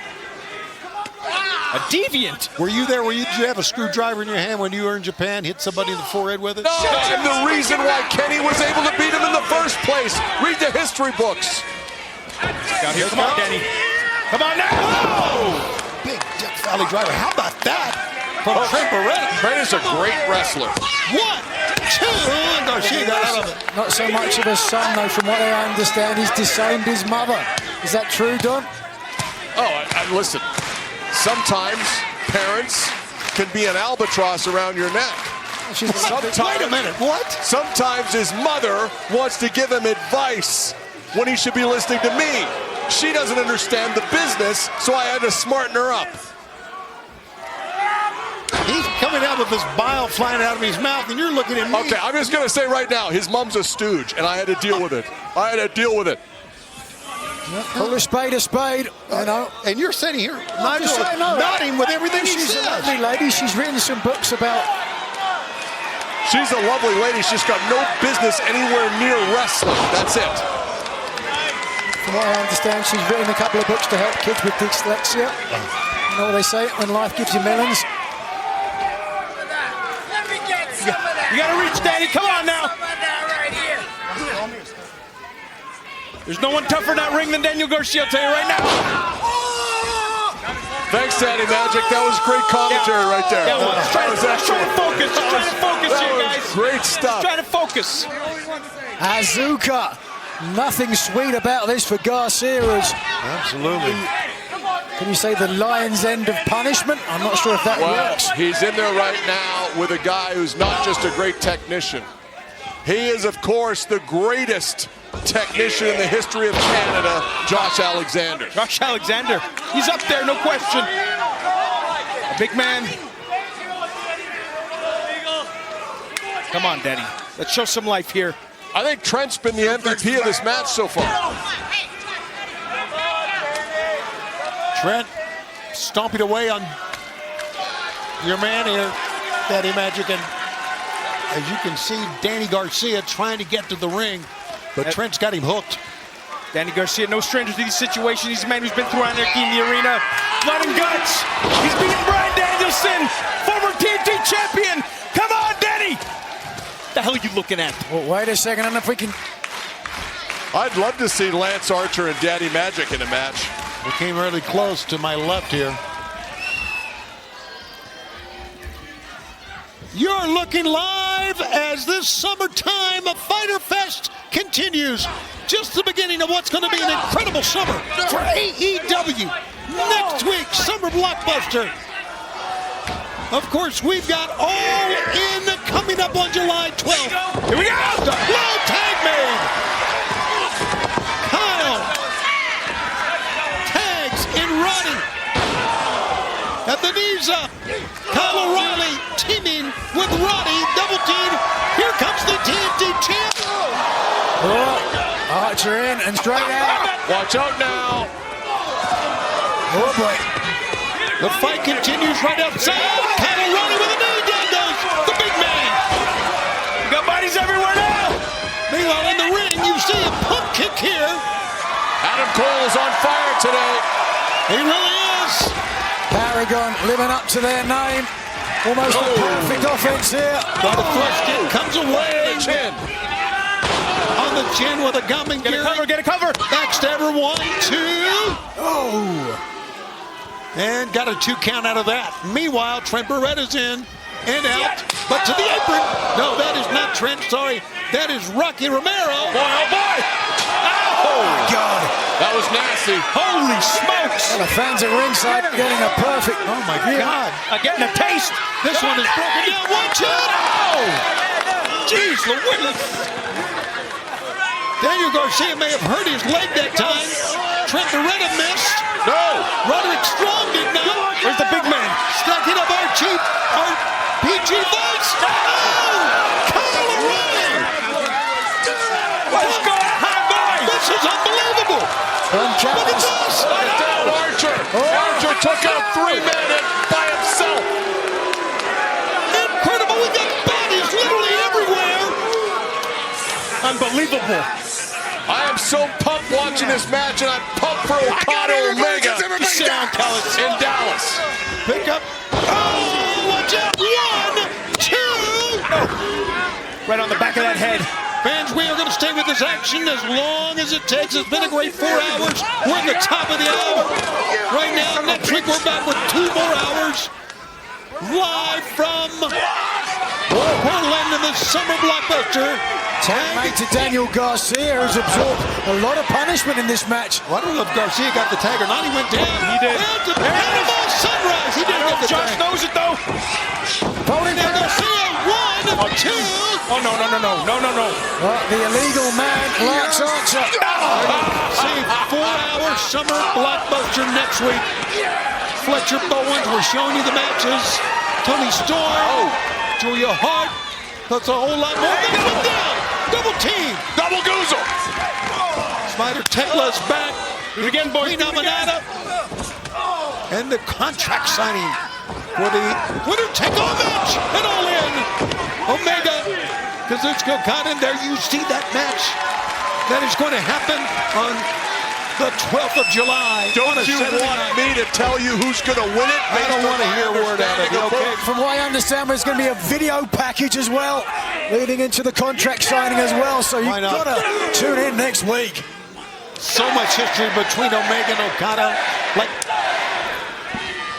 I'm sick of hearing about Kenny Omega. Speaking of great Shut champions, up about it. The TNT champion right now went into a rolling elbow strike. I am very focused on that belt of Adam Cole's and getting it around the waist of Kyle Fletcher, I'll tell you that. He has Trent Beretta up, had Trent Beretta up. Big half and half. But decision certainly hanging in the balance now.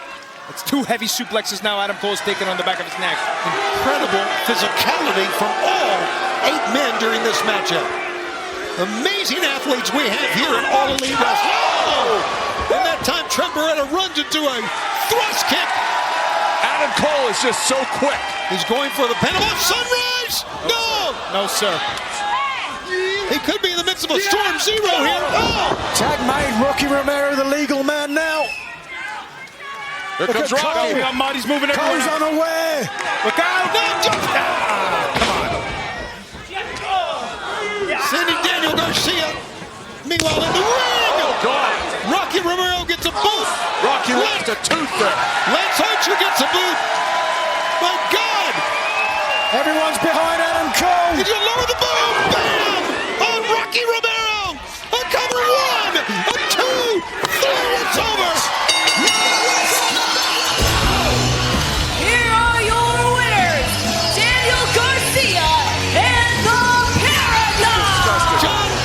Don Callis, enjoy your dance while we tell everybody. Hey, Don, how about that? You want a taste? We've got Speak English. 4 hours next week. Summer blockbuster. There you see again. Paragon, Danny Garcia holding the hand of the TNT champion high. We've got that big contract signing next week. Yes, where winner will take all. Coming up at All In. Fans, what a night it has been for the entire broadcast crew. There is nothing like Fyter Fest. The summer is off and running. Glad you're with us here in All Elite Wrestling. Good night from Denver.